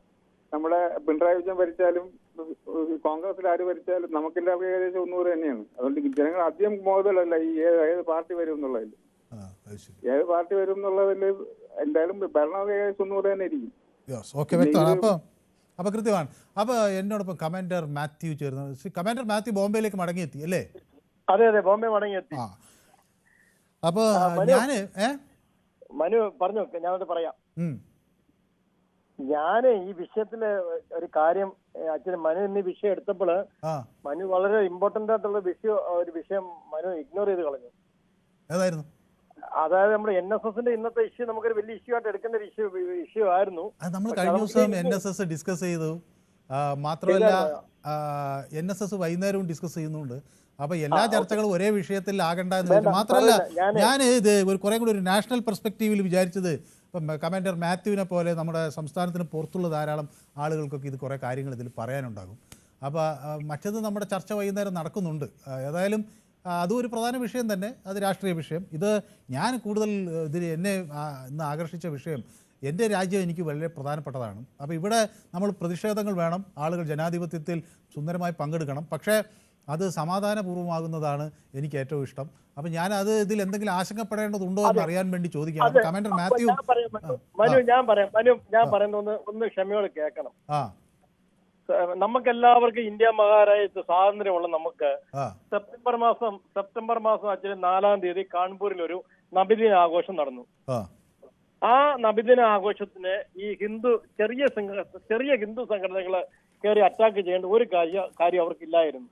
നമ്മൾ ആരും സൈഡ് പറയില്ല. നമ്മുടെ നാട്ടിൽ അഷ്ടമി രോഹിണി പെരുന്നാൾ നമ്മൾ നടത്തുന്നില്ല, എന്തോ ഒരു ജാഥ നമ്മൾ നടത്തുന്നുണ്ട്. നമ്മൾ ആരെങ്കിലും അന്യ ജാതിക്കാരെങ്കിലും അവരെ ഡിസ്റ്റർബ് ചെയ്യുന്നുണ്ടോ? ഇപ്പൊ പന്തളത്ത് നമ്മുടെ സർക്കാരിന്റെ അറിവില്ലാതെ, അതായത് പന്തളം SIക്കോ അടൂര DYSPക്കോ അറിയാതെ റോഡ് മൊത്തം MC റോഡ് മൊത്തം ബ്ലോക്ക് ആക്കിയ ഒരു സംഗമം പന്തളത്ത് നടന്നു. നമ്മൾ ചർച്ച ചെയ്ത വിഷയമാണ്. എന്നിട്ട് പോലും ആരെങ്കിലും പ്രതികരിച്ചില്ലല്ലോ. ആരും പ്രതികരിച്ചില്ല. സെപ്റ്റംബർ 4-ാം തീയതി ഒരു നബിദിനത്തില് ഒരു റാലി നടന്നപ്പോൾ ഒരു പറ്റം ഹിന്ദു ജനങ്ങള് അവരെ അടിച്ചമർത്താൻ വേണ്ടി ചെയ്യുന്നത് അങ്ങേയറ്റത് തെറ്റാണ്. അതാണ് ഇതിന്റെ തുടക്കം. എന്തിനും ഏതിനും നോർത്തിലൊരു പ്രോബ്ലം ഉണ്ട്. മുസ്ലിംസിന്റെ പേര് വന്നു കഴിഞ്ഞാൽ ഉടൻ തന്നെ അവർക്കെതിരായിട്ട് ശബ്ദിക്കുക, അവരെ അടിച്ചമർത്തുക. ഇതിപ്പോ ഇന്നത്തെ കഴിഞ്ഞ ഒരു 7-8 വർഷമായിട്ട് നമ്മൾ കണ്ടുവരുന്ന ഒരു രീതിയാണ്. നമ്മൾ മുസ്ലിംസ് ഒന്നുമല്ല, ഞാനും മനു ഒന്നും മുസ്ലിംസ് അല്ല. പക്ഷെ മനു ഒന്ന് ആലോചിച്ച് നോക്കിക്കേ, മണിപ്പൂർ എന്തോ സംഭവിച്ചത്? മണിപ്പൂർ എന്തോ ഈ പറയുന്ന ഗവൺമെന്റ് എന്ത് ചെയ്തു? മണിപ്പൂര് ഈ ഹിന്ദു സംഘടനകള് മൃഗീയമായിട്ട് നമ്മുടെ മണിപ്പൂർ ഞങ്ങളുടെ ക്രിസ്ത്യൻസിന്റെ പള്ളികളെ, ആരാധനാലയങ്ങളെ, അച്ഛന്മാരെ, കന്യാസ്ത്രീമാരെ ഒക്കെ ഉപദ്രവിച്ചു. എന്തെങ്കിലും പറഞ്ഞോ? ഇപ്പൊ ഇവര് പറയുന്നത് എന്താണ്? ഈ ജുമാ മസ്ജിദ് കഴിഞ്ഞ് ബറേലിയിലെ ഇന്നലെ ജുമാ പ്രയർ കഴിഞ്ഞിട്ട് അവര് പോസ്റ്റർ കാണിച്ചു. അവരുടെ റൈറ്റ് അല്ലേ പ്രതിഷേധിക്കാനുള്ള? റൈറ്റ് ഇല്ലേ? ഞങ്ങൾ ഇന്ത്യ മഹാരാജ്യത്ത് ഞങ്ങൾക്ക് എന്താ റൈറ്റ് ഇല്ലേ പ്രതിഷേധിക്കാൻ? നിങ്ങൾ മക്കയിലും മദീനയിലൊക്കെ ഇന്ത്യക്കാരെ വിടുന്നില്ലേ? അവരെന്തെങ്കിലും പറയുന്നുണ്ട്? നിങ്ങള് സൗദി അറേബ്യയിലെ മക്കയിലും മദീനയിലും നിങ്ങൾ പോകുന്നുണ്ട്, നിങ്ങൾ പ്രാർത്ഥിക്കുന്നുണ്ട്. ക്രിസ്ത്യാനികൾ ഇസ്രയേലിലും പാലസ്തീനിലും പോകുന്നുണ്ട്, പ്രാർത്ഥിക്കുന്നുണ്ട്. ഈ നാട്ടിലെ മുസ്ലിംസിന് റാസ് നടത്താൻ റൈറ്റ് ഇല്ലേ? എന്നാ ഈ രാജ്യം? ഇതാണ് മതേതര രാജ്യം. വ്യക്തമാണ്. അപ്പോൾ കൃത്യമാണ്. ഏതായാലും കമാൻഡർ അങ്ങ് ബോംബെയിലേക്ക് എത്തിയിരിക്കുകയാണ്. അപ്പോൾ ഞാൻ വിചാരിക്കുന്നത് നമ്മുടെ ബറേലിയിൽ നമ്മുടെ ഒരു ന്യൂസ് 18 പൊതുവേദിയുടെ പ്രേക്ഷകരുണ്ട്. അപ്പോൾ ബാലേന്ദ്രൻ ഒക്കെ ഉണ്ട്. അപ്പോൾ അദ്ദേഹമൊക്കെ എന്താണ് വിളിക്കാത്തതെന്നാണ് ഞാൻ വിചാരിക്കുന്നത്. ചിലപ്പോൾ ഫോൺ കിട്ടുന്നുണ്ടാവില്ല, നോക്കാം. അപ്പോൾ KG കുമാർ കൊട്ടാരക്കരയിൽ നിന്ന് വിളിക്കുന്നു. ശ്രീ കുമാർ കേൾക്കാം? കേൾക്കാം. ഈ അഖിലേന്ത്യാ മുസ്ലിം ജമാഅത്ത് പ്രസിഡന്റ് മൗലാന ഷഹാബുദ്ദീൻ റസ്വി ബറേലി സംഭവങ്ങളെ നിർഭാഗ്യകരം എന്ന് വിളിച്ചിരിക്കുന്നു. സമാധാനം നിലനിർത്താൻ ജനങ്ങളോട് അഭ്യർത്ഥിക്കുന്നു. ഇത്തരം സംഭവങ്ങൾ ആവർത്തിക്കാതിരിക്കാൻ ഇരുവശത്തു നിന്നും ഒരു ശ്രമമുണ്ടാകണം എന്നൊക്കെ പറയുന്നു. പക്ഷേ ഇത്തരം സംഭവങ്ങൾ ഇപ്പോൾ മറ്റ് രാജ്യങ്ങളിൽ ഉണ്ടായപ്പോൾ നമ്മൾ അത് ആശങ്കപ്പെട്ടു. അങ്ങനെ ആശങ്കപ്പെടാൻ മാത്രം ഇന്ത്യയിലെ കലാപങ്ങളെ കാണേണ്ടതുണ്ടോ? ഇല്ല. ബംഗ്ലാദേശിലെ ഭരണത്തെ അട്ടിമറിച്ച പോലോ അല്ലെങ്കിൽ നേപ്പാളിലെ ഭരണത്തെ അട്ടിമറിച്ച പോലോ ഇന്ത്യ മഹാരാജ്യത്ത് സാധിക്കത്തില്ല. പക്ഷേ ഈ അഷ്ടമി രോഹിണി അടുത്ത് വരുന്ന ഈ സമയത്ത് ദുർഗാഷ്ടമി അടുത്ത് വരുന്ന ഈ സമയത്ത് എന്തെങ്കിലും പ്രശ്നങ്ങൾ ഉണ്ടാക്കിയിട്ട് ഇതുണ്ടാക്കാൻ വേണ്ടിയിട്ട് വിദേശ പണം പറ്റുന്ന ചില ഗൂഢസംഘങ്ങൾ ഇതിന്റെ പിന്നിൽ എന്തായാലും കാണും. അതിന് യാതൊരു സംശയവും ഇല്ല. പക്ഷേ ഒന്നും നടക്കാൻ പോകുന്നില്ല. ഉത്തർപ്രദേശിലായാലും നമ്മുടെ ഇന്ത്യ മഹാരാജ്യത്തായാലും ശക്തമായ ഭരണകൂടങ്ങളാണ് ഉള്ളത്. അതുകൊണ്ട് ഇത് തീർച്ചയായിട്ടും ഇതിനെ അടിച്ചമർത്തും. അത് ആരുടെ ഭാഗത്തുനിന്ന് പ്രശ്നം ഉണ്ടാക്കിയാലും ആരാണ് ഉത്തരവാദിയെങ്കിലും ഉണ്ടാവും. പക്ഷെ പിന്നെ ഈ സംസാരിക്കുന്ന പല ആൾക്കാരും പറയുന്ന കേട്ട് ഇന്ത്യ രാജ്യത്ത് ഉണ്ടാവുന്ന എല്ലാത്തിനും പിന്നെ BJPയും സംഘപരിവാറും ഒക്കെയാണ് ഉത്തരവാദികളെന്ന്. അങ്ങനെ ആണെങ്കിൽ ഈ പ്രശ്നങ്ങൾ ഈ അഫ്ഗാനിസ്ഥാൻ ഈ വിധമായത് ഈ RSSന്റെ കുഴപ്പം കൊണ്ടാണോ? പിന്നെ ഇറാൻ ഈ വിധമായത് RSSന്റെ കുഴപ്പം കൊണ്ടാണോ? ലെബനോൻ ഈ വിധമായത് RSSന്റെ കുഴപ്പം കൊണ്ടാണോ? പാകിസ്ഥാൻ ഇന്ന് ഈ നാശപൂശമായി കിടക്കുന്നത് RSSന്റെ കുഴപ്പം കൊണ്ടാണോ? ബംഗ്ലാദേശ് തകർന്ന് തരിപ്പണമായതിന്റെ ഉത്തരവാദി RSS ആണോ? അങ്ങനൊന്നുമല്ല. ഈ രാജ്യത്ത് അരിയാഹാരം കഴിക്കുന്ന എല്ലാവർക്കും അറിയാം ഓരോ രാജ്യവും തകർത്ത് തരിപ്പണമാക്കുന്നതിന്റെ പിന്നിൽ ആരാണെന്നും അറിയാം. ഇപ്പൊ ഇസ്രായേലിൽ തന്നെ ചുണ്ടയ്യ കൊടുത്തിട്ട് വഴുതനങ്ങ മേടിക്കുന്നത് RSSന്റെ കുഴപ്പം കൊണ്ടല്ലോ. അപ്പോ വ്യക്തമാണ്. അപ്പൊ കൃത്യമാണ്. അപ്പൊ നമ്മള് ഞാൻ TPC കുട്ടി കൂടി നമുക്കൊപ്പം ചേരുന്നുണ്ട്. ശ്രീ TPC കുട്ടി, അങ്ങ് തൃശ്ശൂരിൽ നിന്നാണ് വിളിക്കുന്നത് അല്ലേ? ഹലോ, നമസ്കാരം. TPC കുട്ടിയാണ് തൃശ്ശൂരിൽ നിന്ന്. തൃശ്ശൂർ വീട് എവിടെയാണെന്നാണ് എന്നോട് പറഞ്ഞത്? തൃശ്ശൂരിൽ നിന്നാണ് TPC കുട്ടി. അല്ല, തൃശ്ശൂർ എവിടെ? തൃശ്ശൂർ ഒരു ജില്ലയാണല്ലോ, അതിൽ എവിടെ? ഏതാ? തൃശ്ശൂര് മുതുവറ പറയും. മുതുവറ. ഓക്കെ. അതെ. ഞാൻ എന്താന്ന് വെച്ചാല് ഇപ്പൊ അങ്ങയുടെ പേര് ഇപ്പൊ സമാനമായ പേരുകൾ ആളുകൾക്കില്ല. പക്ഷെ ഞാൻ ആളുകളുടെ ഈ കൃത്യമായ സ്ഥലം ചോദിക്കുന്നത് എന്താന്ന് കൊണ്ടാൽ അത് ചിലപ്പോൾ പല സ്ഥലങ്ങളിൽ നിന്നും ഒരേ പേരുള്ള ആളുകൾ വിളിക്കും. അപ്പൊ അത് ആളെ തിരിച്ചറിയാൻ വേണ്ടി. അപ്പൊ എനിക്ക് പറയാനുള്ളത് എന്താന്ന് വെച്ചാല് നമ്മള് ഒരു ജനാധിപത്യ രാജ്യമാണ് എന്നുള്ളത് സത്യം തന്നെ. പക്ഷേ നമുക്ക് ഇത് നിലനിർത്തണമെങ്കിൽ സമാധാനം എല്ലാ സ്റ്റേറ്റിലും ഒരേപോലെ വരണം. അതിപ്പോ നടക്കുന്നില്ല. പ്രത്യേകിച്ച് ചില രാജ്യങ്ങളോ ചിലപ്പോ സൗത്ത് ഇന്ത്യയിൽ കുറച്ചൊക്കെ ഭേദമാണ്. പക്ഷെ നോർത്തിലേക്ക് പോകുന്തോറും വലിയ പ്രശ്നമാണ്. ഞാന് മൊത്തത്തിൽ ഇന്ത്യ മൊത്തം സഞ്ചരിച്ചിട്ടുള്ള ആളാണ്. അതുകൊണ്ട് ജനങ്ങളുടെ സ്വഭാവത്തിൽ വളരെ വളരെ വ്യത്യാസം വന്നിട്ടുണ്ട്. മുമ്പ് ഏത് മനുഷ്യരായാലും തമ്മിൽ വളരെ സൗഹൃദത്തോടെ സംസാരിച്ചിരുന്നു. ഇപ്പോ സ്വഭാവം എല്ലാം മാറി പല മതം ജാതി നോക്കി തിരിച്ചറിയാനായിരിക്കുന്നു. അതാണ് ഇവിടുത്തെ ഏറ്റവും വലിയ പ്രശ്നം സാർ. ഓക്കെ. അപ്പോൾ എന്നോടൊപ്പം ബിനു ചേരുന്നത് ഗുജറാത്ത് നിന്നാണ് അല്ലേ? ബിനു, അതെ, ഗുജറാത്ത്. ബിനു പക്ഷേ കുറെ മുമ്പ് ഒരു ദിവസം എന്നെ വിളിച്ചിരുന്നെന്ന് ഞാൻ ഓർക്കുന്നല്ലേ? ഞാൻ ഒരു പ്രാവശ്യം വിളിച്ചിട്ടുണ്ടായിരുന്നു. അതാണ് എനിക്കൊരു ഓർമ്മയുണ്ട്, ചെറിയൊരു ഓർമ്മ. ഒരു തവണ വിളിച്ചു, ഗുജറാത്തിലാണെന്ന് പറഞ്ഞു. അവിടെ ദീർഘകാലമായി ഗുജറാത്തിൽ അല്ലേ? ഞാൻ ഒരു 20-25 വർഷമായിട്ട് ഗുജറാത്തിലാണ്. അതാണ്ട് അന്ന് അങ്ങനെ എന്തോ പറഞ്ഞ പോലെ എനിക്കൊരു ഓർമ്മയുണ്ട്. സത്യമാണ്. എനിക്ക് ഒരു തവണ വിളിച്ചിട്ടുണ്ടായിരുന്നു. ഒരു തവണ വിളിച്ചു. അപ്പം ഞാൻ ചോദിക്കുന്നത്, ഇപ്പം ഗുജറാത്തിലും ചില പ്രതിഷേധങ്ങളൊക്കെ നടന്നു എന്നൊക്കെ വാർത്തകൾ വന്നിട്ടുണ്ട്. എനിക്കറിയില്ല എത്രമാത്രം അവിടെ, പക്ഷെ പ്രശ്നങ്ങളൊന്നുമില്ല. ഇല്ല, ഇവിടെ അങ്ങനെ പ്രശ്നങ്ങളൊന്നുമില്ല. ഇവിടെ നമ്മൾ ജീവിക്കുന്ന കേരളത്തിനേക്കായി കൂടുതൽ സമാധാനപരമായി ജീവിക്കുന്ന ഞാൻ കണ്ടിട്ടുള്ളത്. ഞാൻ ഇപ്പൊ 25 വർഷമായി, 25-ന് മുകളിൽ വർഷമായി ഇവിടെ. അപ്പൊ അതില് നമ്മൾ നല്ല രീതിയിലാണ് ഇവിടെ താമസിക്കുന്നത്. അങ്ങനെയുള്ള ഒരു കുഴപ്പങ്ങളും ഇവിടെ ഇല്ല. നമുക്ക് മുസ്ലിം ഫ്രണ്ട്സുകളും അങ്ങനെ ഒരുപാട് ആൾക്കാരുണ്ട്. അവരൊക്കെ എന്ന് പറഞ്ഞാൽ വളരെ സമാധാനത്തോടും വളരെ നല്ലതായിട്ടും കൂടിയാണ് ഇവിടെ ജീവിക്കുന്നത്. ഈ പറയുന്ന കാര്യങ്ങളൊക്കെ ഞാൻ നാട്ടിൽ വരുമ്പോഴും ഇങ്ങനെ കേൾക്കാറുണ്ട്. അവിടെ അങ്ങനെ ഉണ്ടായി, ഇവിടെ അങ്ങനെ ഉണ്ടായി. പക്ഷെ നമ്മൾ പോലും ഇവിടെ അറിയുന്നില്ല. അതിനു മുമ്പ് അവിടെ അറിഞ്ഞിരിക്കും. അപ്പൊ അതാണ് ഏറ്റവും കൂടുതൽ എന്താ ഒരു ഈ ഗുജറാത്ത് എന്ന് പറഞ്ഞു കഴിഞ്ഞാൽ ഒരു വൈകൃതമായിട്ടാണ് നമ്മളെ നാട്ടില് അവരെ കണക്കാക്കുന്നത്. പക്ഷെ നമുക്ക് അങ്ങനെയല്ല. നമുക്ക് ഇവിടെ അനുഭവത്തിൽ അങ്ങനെയല്ല കാണുന്നത്. വളരെ ശാന്തവും സമാധാന സ്നേഹികളും. ഞാനിവിടെ തെരഞ്ഞെടുപ്പ് കവർ ചെയ്യാനൊക്കെ ഗുജറാത്തിൽ വന്നിരുന്നു കേട്ടോ, രാജ്കോട്ടിൽ വന്നിട്ടുണ്ടല്ലേ? നമ്മളിവിടെ ഗുജറാത്തിലെ സൂറത്തിലാണ്. സൂറത്തിൽ ഞാൻ വന്നിരുന്നു. അവിടെ മലയാളി അസോസിയേഷനിലെ ചിലരെയൊക്കെ കണ്ടു. പിന്നെ ഞാൻ മറ്റു സ്ഥലങ്ങളിലേക്ക് പോയി, അമൂലിലൊക്കെ കണ്ടു. അങ്ങനെയൊക്കെ. അപ്പോൾ അവിടെ നമ്മൾ പലരുടെയും പ്രതികരണങ്ങൾ എടുത്തു. അപ്പോൾ അവിടെ കണ്ടവർ പലരും നമ്മുടെ ഇവിടുത്തെ CPM-കാരൊക്കെയാണ് അവിടെ എത്തിയിട്ട്. പക്ഷെ അവർ അവിടെ എന്നോട് പറഞ്ഞത് അവിടെ BJPക്ക് സാധ്യത കൂടുതൽ എന്നൊക്കെ അന്ന് എന്നോട് പറഞ്ഞു. തെരഞ്ഞെടുപ്പിന്റെ സമയത്ത് സത്യസന്ധമായ പ്രതികരണങ്ങളാണ് നൽകിയത്. ഇവിടെ പിന്നെ പൊതുവെ സമാധാനപരമായിട്ടുള്ള കാര്യങ്ങളാണ്. പിന്നെ പ്രതിപക്ഷം ഇല്ല എന്നുള്ള ഒരു ഇതുണ്ട്, ഡ്രോബാക്ക് കൊണ്ട് ഇല്ലെന്ന് ഞാൻ പറയുന്നില്ല, ഉണ്ട്. പക്ഷെങ്കില് അങ്ങനെ നോക്കേണ്ട കാര്യമില്ല. എല്ലാരും ഇവിടെ ഒരു പ്രശ്നം വന്നു കഴിഞ്ഞാൽ പിന്നെ അവിടെ പാർട്ടി നോക്കുന്നില്ല. അവരെല്ലാരും ഒന്നായിട്ട് ഒറ്റക്കെട്ടായിട്ട് നിൽക്കുന്നേ. പിന്നെ സൂറത്തിൽ മറ്റ് സംസ്ഥാനങ്ങളിൽ നിന്ന്, UP-യിൽ നിന്നൊക്കെ ധാരാളം ആളുകളുണ്ട് അല്ലേ? ഞാൻ അവർ കുറെ പേരെ കണ്ടു. കുറച്ച് അത് എന്റെ തോന്നൽ മാത്രമാണ്. മറ്റ് സംസ്ഥാനങ്ങളിൽ ഒരുപാട് ആളുകളുണ്ട്. പിന്നെ എനിക്ക് ആകെ ഈ സൂറത്തിൽ എന്നെ കൺഫ്യൂസ് ചെയ്യിച്ച ഒറ്റ കാര്യം ഈ ഫ്ലൈ ഓവറുകളാണ്. എത്ര നിങ്ങൾ എങ്ങനെയാണ് ഇത് ഓരോന്ന് തിരിച്ചറിയുന്നത്? ഞാൻ ഒരു ഫ്ലൈ ഓവറിൽ കൂടെ പോയി, പിന്നെ അവിടെ കുടുങ്ങി ഭയങ്കര ഫ്ലൈ ഓവറുകളാണ് അല്ലേ? അതെ, എനിക്ക് തോന്നിയതാണോ അറിയപ്പെടുന്നത്. എല്ലായിടത്തും ഫ്ലൈ ഓവർ കണക്ടിങ്ങിന് വേണ്ടി ഒരുപാട് ഫ്ലൈ ഓവർ പണിഞ്ഞിട്ടുണ്ട്, ഒരുപാട്. അപ്പൊ ഇത് ഓർത്തു വെക്കൽ വലിയ പ്രയാസമാണ് അവിടെ അല്ലേ? അല്ല, നമുക്ക് കുഴപ്പമില്ല. നമ്മളിപ്പോ ഡെയിലി നമ്മുടെ നിത്യാഭ്യാസമല്ലേ, അപ്പൊ നമുക്ക് പ്രശ്നമില്ല. അത് ശരി. അപ്പൊ എന്നെ പോലെ ആദ്യമായിട്ട് അല്ലെങ്കിൽ വല്ലപ്പോഴും വരുന്ന ആളുകളാണ് ഫ്ലൈ ഓവറിന് നടുവിൽ പോകുന്നത് അല്ലേ? കൺഫ്യൂഷൻ ആവും. പക്ഷെ ഇപ്പൊ ഒരുപാട് പിന്നെ മെട്രോയുടെ പണി നടന്നുകൊണ്ടിരിക്കുകയാണ്. 2027 കൂടി മെട്രോ കമ്മീഷൻ ചെയ്യും. എല്ലാം ഫാസ്റ്റ് ആയിട്ട് എല്ലാം ഇതായിട്ട് നടന്നുകൊണ്ടിരിക്കുന്നതാണ് കാര്യങ്ങളാണ്.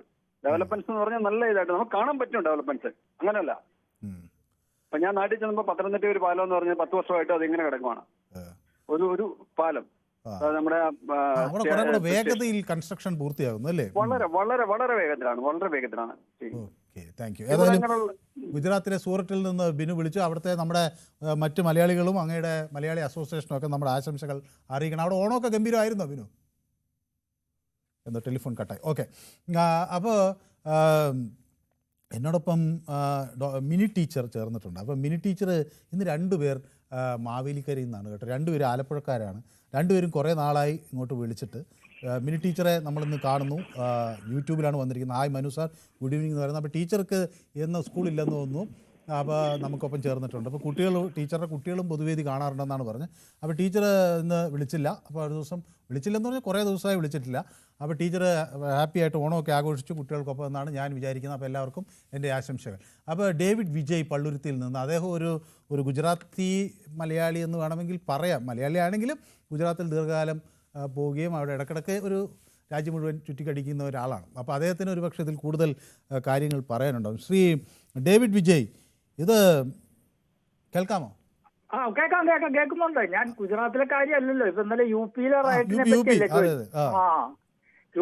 റൈറ്റിനെ പറ്റി പറഞ്ഞിട്ടുണ്ടെങ്കിൽ നേരത്തെ ഒരു ചങ്ങാതി പറഞ്ഞു സർവത്ര. ഞാനൊരു ന്യൂനപക്ഷ സമുദായക്കാരനായതുകൊണ്ട്, ഒരു പഴയ കമ്മ്യൂണിസ്റ്റുകാരനും ആയതുകൊണ്ട് എനിക്കങ്ങനെ ആരുടെയും പക്ഷം പിടിക്കേണ്ട ആവശ്യമില്ല. അങ്ങനെ ബ്ലൈൻഡ്ലി അങ്ങോട്ട് RSSനെയും BJPയും കുറ്റം പറയാൻ പാടില്ല. അവിടുത്തെ ഈ ന്യൂനപക്ഷ സമുദായങ്ങൾക്കും കുറച്ചൊരു എന്താ പറയുന്നത്, അതിന്റെ ഒരു കറക്റ്റ് വാക്ക് പറയാൻ ഒരു ജാതിയുള്ള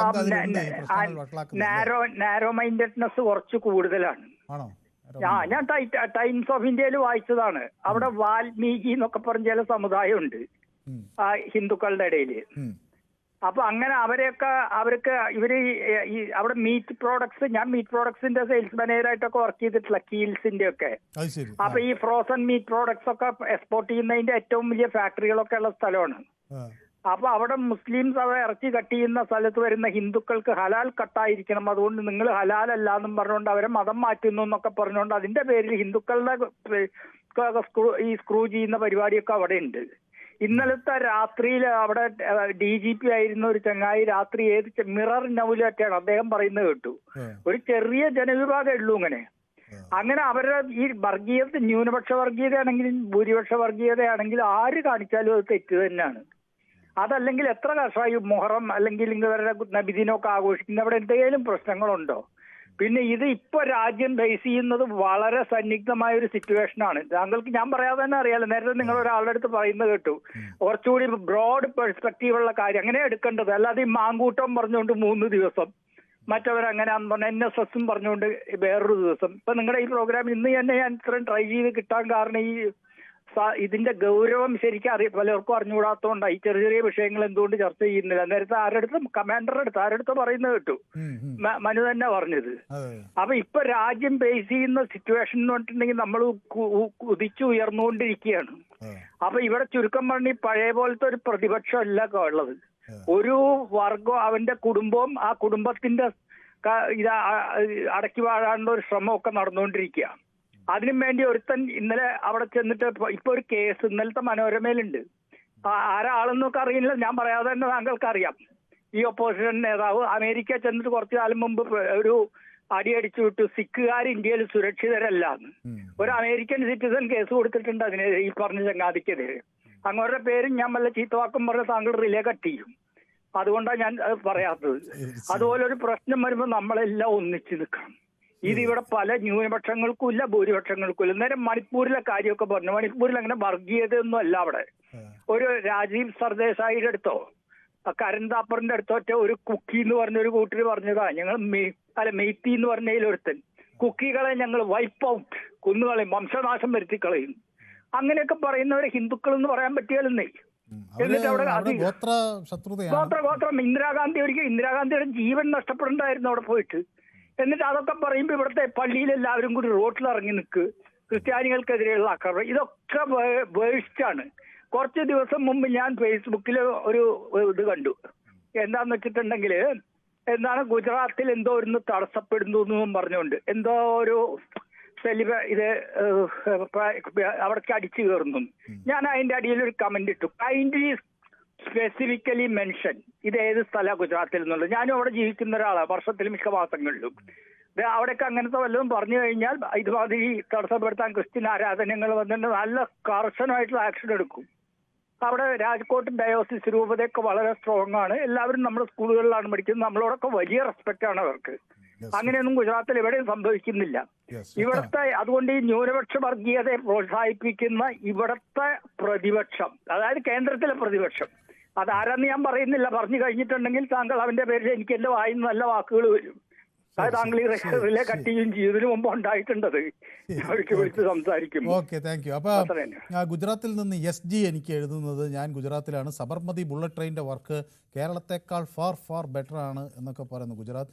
ഇവിടെ ഇപ്പോൾ 4 മന്തായി, അറിയണമെങ്കിൽ ഇവിടെ വന്ന് നോക്കിയാൽ അപ്പോൾ അറിയും എന്നാണ് പറയുന്നത്. അപ്പോൾ ഗുജറാത്തിൽ ജനസംഖ്യയുടെ 1/3 പട്ടിണിയിലാണ് എന്ന് കൃഷ്ണൻകുട്ടി ഓർമ്മിപ്പിക്കുന്നു. അപ്പോൾ ഗുജറാത്തിൽ കൊന്നുതള്ളിയ അധികാരം പിടിച്ച പാഠം സംഘപരിവാർ മുന്നോട്ട് കൊണ്ടുപോകുന്നു എന്നൊക്കെ അദ്ദേഹം പറയുന്നു. ഓക്കെ, ഇപ്പോൾ അക്വേറിയസ് നമ്മുടെ പൊതുവേദിയിൽ സ്ഥിരം പങ്കെടുക്കുന്ന ഒരാളാണ്. ഇന്ന് അക്വേറിയസിൽ എന്തോ പറ്റിയിട്ടുണ്ട് കേട്ടോ, അദ്ദേഹത്തിൻ്റെ കമൻറ്റുകൾ. അക്വേറിയസ് അത് മാത്രമല്ല, ഞാനിത് എന്നോട് 2-3 ആളുകൾ പരാതി പറഞ്ഞതിൻ്റെ അടിസ്ഥാനത്തിൽ നമ്മൾ ഒരു പൊതുവേദിയുടെ യൂട്യൂബിൽ കമൻ്റ് ഇടുമ്പോൾ ഇത് 4 ആൾ കാണുന്ന ഒരു പരിപാടിയാണെന്നും ഇത് അതുകൊണ്ട് തന്നെ അവിടെ ഒരു മാന്യത പാലിക്കണമെന്നും ഒക്കെ ഉള്ളൊരു ബോധം എല്ലാവർക്കും ഉണ്ടാകുന്നത് നല്ലതാണ്. അത്തരക്കാരെ നമുക്ക് എലിമിനേറ്റ് ചെയ്യാൻ അറിയാഞ്ഞിട്ടല്ല, പക്ഷേ ഞാനത് നന്നാവുമെന്ന് പ്രതീക്ഷിക്കുകയാണ്. പക്ഷേ അക്യൂറിയസിനൊക്കെ ഇത് ബാധകമാണ് കേട്ടോ. അതുപോലെ മറ്റു പലരും ഉണ്ട്, ഞാൻ ഇനി അടുത്ത് വരുമ്പോൾ അവരുടെ പേര് പറയാം. കേരളത്തിൽ 100% ലിറ്ററസിയാണ് പ്രശ്നമെന്നാണ് SK പറയുന്നത്. ഓക്കെ, അപ്പോൾ കൃഷ്ണൻകുട്ടി എന്നോട് പറയുന്നു ദീപാവലിക്ക് മുസ്ലിം പള്ളികൾ ടാർപോളിനിട്ട് കൂട്ടിയത് മറക്കരുതെന്ന്. ഓക്കെ, അപ്പോൾ മഹി കിള്ളിപ്പാലത്ത് നിന്ന് എന്നോടൊപ്പം ചേരുന്നു. മഹി ഒരു മിനിറ്റ് എനിക്കാണ് സാറേ, പതുക്കെ പറയാം. പിന്നെ ഞാൻ ഈ ഗുജറാത്തില് എന്റെ മരുമകളെ പരീക്ഷയ്ക്ക് 15 ദിവസം അവിടെ നിന്ന് ഗുജറാത്തിൽ പോയി 2 കൊല്ലത്തിന് മുമ്പേ. അപ്പൊ ആ ചുറ്റി വിട്ട് നമ്മൾ ഗ്രാമത്തിൽ പോയ രാജ്യത്തിനും പട്ടിണിയാണ്. നമ്മുടെ കേരളത്തിലാണെങ്കിൽ നമ്മളെ തിരുവനന്തപുരം ജില്ല വിട്ട് കഴിഞ്ഞാൽ മൊത്തം സിറ്റിയാണ്. അവിടെ എവിടെ പോയത് മഹി? എവിടെ പോയത്? സൂറത്തിലെല്ലാം പട്ടിണിയാണ്. അവിടെ ചുറ്റി വിട്ട് കഴിഞ്ഞാൽ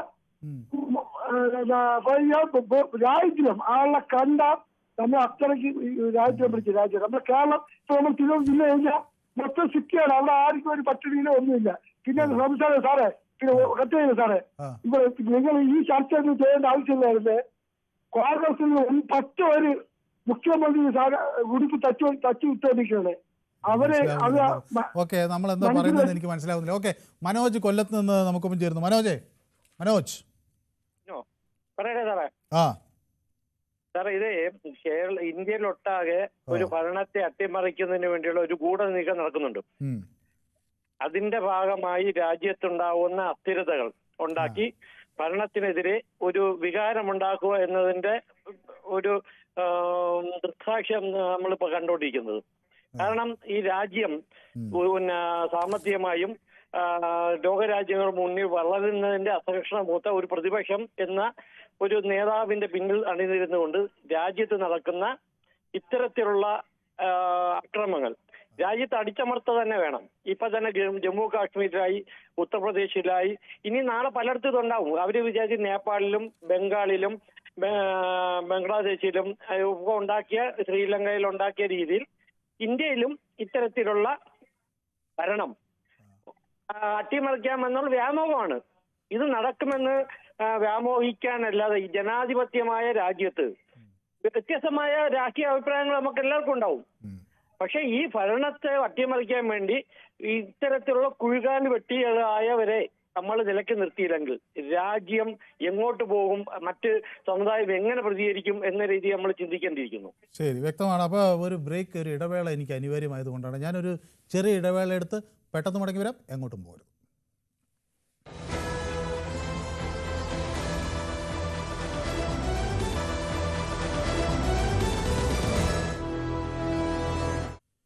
പൊതുവേദി തുടരുകയാണ്. അപ്പോൾ എന്നോടൊപ്പം നമ്മുടെ ശ്രീ കൃഷ്ണൻകുട്ടി മണിമലയിൽ നിന്ന് ചേർന്നിട്ടുണ്ട്. ശ്രീ കൃഷ്ണൻകുട്ടി, രാജ്യം ഒരു ഉത്സവത്തിൻ്റെ ലഹരിയിലേക്കാണ് നീങ്ങിക്കൊണ്ടിരിക്കുന്നത്. അപ്പോൾ നവരാത്രി ആഘോഷങ്ങൾ വളരെ ഗംഭീരമായി നടക്കുന്നു. അതോടൊപ്പം തന്നെ ഈ ദസറയും ഇതൊക്കെ കാത്തിരിക്കുക, വിജയദശമിയൊക്കെ കാത്തിരിക്കുകയാണ് ആളുകൾ. ദീപാവലി വരും. ഒരു രാജ്യമെമ്പാടും ഒരു ഉത്സവത്തിൻ്റെ മുഹൂർത്തത്തിൽ ജനങ്ങൾ സന്തോഷിക്കേണ്ട ഒരു നിമിഷമാണ്. ചില നികുതി ഇളവുകൾ കിട്ടിയതുകൊണ്ട് അത് നല്ല രീതിയിൽ അത് ആഘോഷിക്കാനായി കേന്ദ്രം ആഹ്വാനം ചെയ്യുന്നു. പക്ഷേ പലയിടങ്ങളിലും ഇങ്ങനെ വരുന്നു പ്രതിഷേധങ്ങൾ. പക്ഷേ ഈ പ്രതിഷേധങ്ങൾ വരുന്നത് സന്തോഷം തന്നെ, അവരുടെ പ്രതിഷേധങ്ങൾ വരണം, പ്രതിഷേധിക്കാൻ ഉള്ള അവകാശം എല്ലാ പൗരനും ഉണ്ട് സ്വാഭാവികമായും. പക്ഷേ അത്തരം പ്രതിഷേധങ്ങൾക്കപ്പുറത്തേക്ക് കാര്യങ്ങൾ വലിയ തോതിൽ നിയന്ത്രണം വിട്ടുപോവുകയാണ്. ഇപ്പം തന്നെ UP-യിൽ ഈ ആഘോഷങ്ങൾക്ക് ഗതാഗതം നിയന്ത്രിക്കാൻ ദുർഗാപൂജ, രാവണദഹനം എന്നീ പരിപാടികൾ ക്രമസമാധാനം നിലനിർത്താൻ പോലീസ് ശക്തമായി ഇടപെടണമെന്ന ഇത് വരുന്നു. വിഗ്രഹങ്ങളുടെ ഉയരം സുരക്ഷാ മാനദണ്ഡങ്ങൾക്കുള്ളിൽ നിർത്തണം, നിമഞ്ജനത്തിന് ബദൽ ക്രമീകരണങ്ങൾ, അങ്ങനെ ഒരുപാട് കാര്യങ്ങളുമായി വരുന്നു. അപ്പോൾ ഈ അക്രമങ്ങൾ ഒരു പ്രതിഷേധത്തിൻ്റെ രീതിയാണോ ശ്രീ കൃഷ്ണൻകുട്ടി? നമസ്കാരം. അക്രമങ്ങൾ നടത്തിയും ആൾക്കാരെ കൊന്നൊടുക്കിയും ഒക്കെ അധികാരത്തിലേറാവെന്നും ആ അധികാരം നിലനിർത്താവെന്നും പഠിച്ച ആൾക്കാരാണ് ഇപ്പം ഇന്ത്യ ഭരിച്ചുകൊണ്ടിരിക്കുന്നത്. അവർ അധികാരത്തിലേറുന്നതിന് മുമ്പത്തെ കാര്യങ്ങൾ നമ്മൾ ഓർക്കുന്നത് നല്ലതാണ്. അതായത് പണ്ട് രഥയാത്ര നടത്തി അദ്വാനി, സംഘപരിവാറിന്റെ നേതാവ്. ആ രഥയാത്രയിൽ തുടങ്ങിയതാണ് അവരുടെ അധികാരത്തിലേക്കുള്ള യാത്ര. അത് വന്ന് അവസാനിച്ചത് എങ്ങനെയൊക്കെയായിരുന്നു നമുക്ക് എല്ലാവർക്കും അറിയാം. എന്തെല്ലാം കലാപങ്ങൾ ഉണ്ടായി, എത്ര പേര് മരിക്കേണ്ടി വന്നു, എത്ര ധനനഷ്ടം ഉണ്ടായി, പ്രോപ്പർട്ടി നഷ്ടം ഉണ്ടായി എന്ന് നമുക്ക് എല്ലാവർക്കും അറിയാവുന്ന കാര്യമല്ലേ. അധികാരം കിട്ടാൻ വേണ്ടി നമ്മുടെ ഇവിടുത്തെ നാട്ടിലെ എന്താ ചെയ്യുന്നത്? നമ്മൾ മതേതരത്വം പറയും, സോഷ്യലിസം പറയും, വികസനം പറയും, അങ്ങനെ കാര്യങ്ങൾ ചെയ്തിട്ടാണ് ഇവിടെയുള്ള കാര്യങ്ങളിലൊക്കെ ഇലക്ഷനിയറിങ്ങും വോട്ട് പിടുത്തവും ഒക്കെ നടക്കുക. പക്ഷെ അവിടെ അങ്ങനെയല്ല. അവിടെ ശത്രുവായി കണക്കാക്കി ഒരു കൂട്ടത്തിനെ അങ്ങ് വെച്ചിരിക്കുകയാണ്. അവരെ ഒതുക്കാൻ വേണ്ടി ഞങ്ങൾ വോട്ട് ചെയ്യുമെന്നാണ് പറയുക. അങ്ങനെയല്ലേ പറയുക? ഒരാളുടെ തുണി മാറ്റി നോക്കിയാൽ അയാളുടെ ജാതി അറിയാം അല്ലെങ്കിൽ മതം അറിയാം എന്നൊക്കെ പറയുന്ന ആൾക്കാർ ഭരിക്കുന്ന രാജ്യമാണ്. എന്തുമാത്രം കൊലപാതകങ്ങളാണ് നടന്നിട്ടുള്ളത് ഈ കഴിഞ്ഞ കാലങ്ങളിലൊക്കെ. ഗുജറാത്തൊക്കെ നടന്ന കാര്യങ്ങൾ ഓർത്തിട്ട് നമ്മൾ ഇപ്പോഴും നടുങ്ങുന്നില്ലേ ഇല്ലേ? എന്നിട്ട് എന്ത് സംഭവിച്ചു? അന്ന് ഭരിച്ചുകൊണ്ടിരുന്നത് അവർ തന്നെയായിരുന്നു കേന്ദ്രം ഭരിച്ചത്. അവർ എപ്പോഴെങ്കിലും അത്രയും കലാപം നടന്ന സംസ്ഥാന സർക്കാരിനെ പിരിച്ചുവിട്ടോ? ഇല്ലല്ലോ. ഇവിടെ ചെറിയൊരു പ്രശ്നം ഉണ്ടായാൽ തന്നെ ഇവിടെ എന്താണ് ക്രമസമാധാനം തകർന്നെന്ന് പറയും. UP-യിൽ ഇപ്പൊ എന്താണ് ക്രമസമാധാനം? ആ ക്രമസമാധാനം തറത്തെങ്കിലേ അവർക്ക് അവിടെ നിൽക്കാൻ പറ്റൂ. അതിന്റെ കൂടെ UP-യിലേക്ക് ആൾക്കാരുടെ വിദ്യാഭ്യാസവും അവരുടെ നിലവാരവും ഒക്കെ നമ്മുടെ കേരളം പോലെ ഇല്ല. അവർക്ക് ഈ മതം പറഞ്ഞും ജാതി പറഞ്ഞും ഒക്കെ ആൾക്കാരെ തിരിച്ചു നിർത്താൻ നന്നായിട്ട് അറിയും. ഇതെന്തുകൊണ്ടാണ് കേരളത്തിൽ നടപ്പാൻ പറ്റാത്തത്? മാറാട് കലാപവും പലതരം കലാപങ്ങളും ഇവിടെ നടന്നിട്ടുണ്ടല്ലോ. അവിടെ മാത്രം നടക്കുന്ന ഒന്നല്ല, രാജ്യമെമ്പാടും നടക്കുന്നു. പിന്നെ അവിടെ ജനം നമ്മളെക്കാൾ അവിടെ ഇവിടെ 3 കോടി ഉണ്ടെങ്കിൽ അതിന്റെ 10 ജനം അവിടെ ഉണ്ട്. സ്വാഭാവികമായ ആൾക്കൂട്ടം കൂടുമ്പോൾ പ്രശ്നങ്ങളും കൂടും എന്നേ ഞാൻ കണക്കാക്കുന്നുള്ളൂ. ഓക്കെ, അതായത് കലാപം ഉണ്ടാക്കിയാൽ അധികാരം കിട്ടുമെന്ന് വിചാരിച്ചതിന്റെ അവർ വിചാരിക്കുന്ന ആൾക്കാരുടെ ഒരു സംഘമാണല്ലോ ഈ സംഘപരിവാർ. അവർ ശബരിമല വിഷയത്തിൽ നമ്മളിങ്ങനെ പറയുന്നു, പക്ഷെ അവർ പറയുന്നത് ഈ പാകിസ്ഥാനിലേക്ക് തീവ്രവാദികൾ പോകുന്ന സ്ഥലം കേരളത്തിൽ നിന്ന് ഈ ഒരു തടിയൻ്റെ ഇവിടെ നസീറിന്റെ പേരും പറഞ്ഞ് നമ്മളെയും അവർ ഇങ്ങനെ കുറ്റം പറയുകയാണ്. അപ്പൊ ഇത് അങ്ങോട്ടും ഇങ്ങോട്ടും പറയുന്നതേ ഉള്ളൂ. തടിയൻ്റെ ഇവിടെ നസീറും നമ്മുടെ കണ്ണിൽ കണ്ടില്ലേ അവരെങ്ങനെയാണ് അവരുടെ സ്വഭാവം എന്ന്. ശബരിമല വിഷയത്തിൽ അവരെങ്ങനെയെങ്കിലുമൊക്കെ കലാപം അഴിച്ചുവിടാൻ ശ്രമിച്ചത് നമ്മൾ കണ്ടതല്ലേ. അതിവിടെ വളരെ കാര്യമായിട്ട് കൈകാര്യം ചെയ്തുകൊണ്ട് മാത്രമല്ലേ അത് കലാപത്തിലേക്ക് പോകാൻ അനുവദിക്കായിരുന്നു ഇവിടുത്തെ സർക്കാർ. എന്നിട്ട് ഇപ്പോഴെന്താ പറയുന്നത്? അന്ന് അങ്ങനെ ചെയ്തവരുടെ പേരിലുള്ള കേസ് പിൻവലിക്കണമെന്നല്ലേ ഇപ്പോഴത്തെ ആവശ്യം? പ്രോപ്പർട്ടി നാശം ഉണ്ടാക്കിയവരുടെ ഒക്കെ പേരിലുള്ള കേസ് പിൻവലിക്കണമെന്നല്ലേ ഇപ്പൊ ആവശ്യപ്പെടുന്നത്? അതിന് ഇടതുപക്ഷ സർക്കാരിന്റെ നിലപാട് എന്താ? കൊടുക്കാമെന്ന് തന്നെയല്ലേ?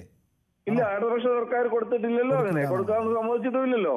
കേസുകൾ അക്രമാസക്തമല്ലാത്ത കേസുകൾ പിൻവലിക്കാം എന്ന നിലപാടുണ്ടോ? ദോഷപരമായ കേസുകളൊക്കെ പിൻവലിച്ചിട്ടുള്ളൂ.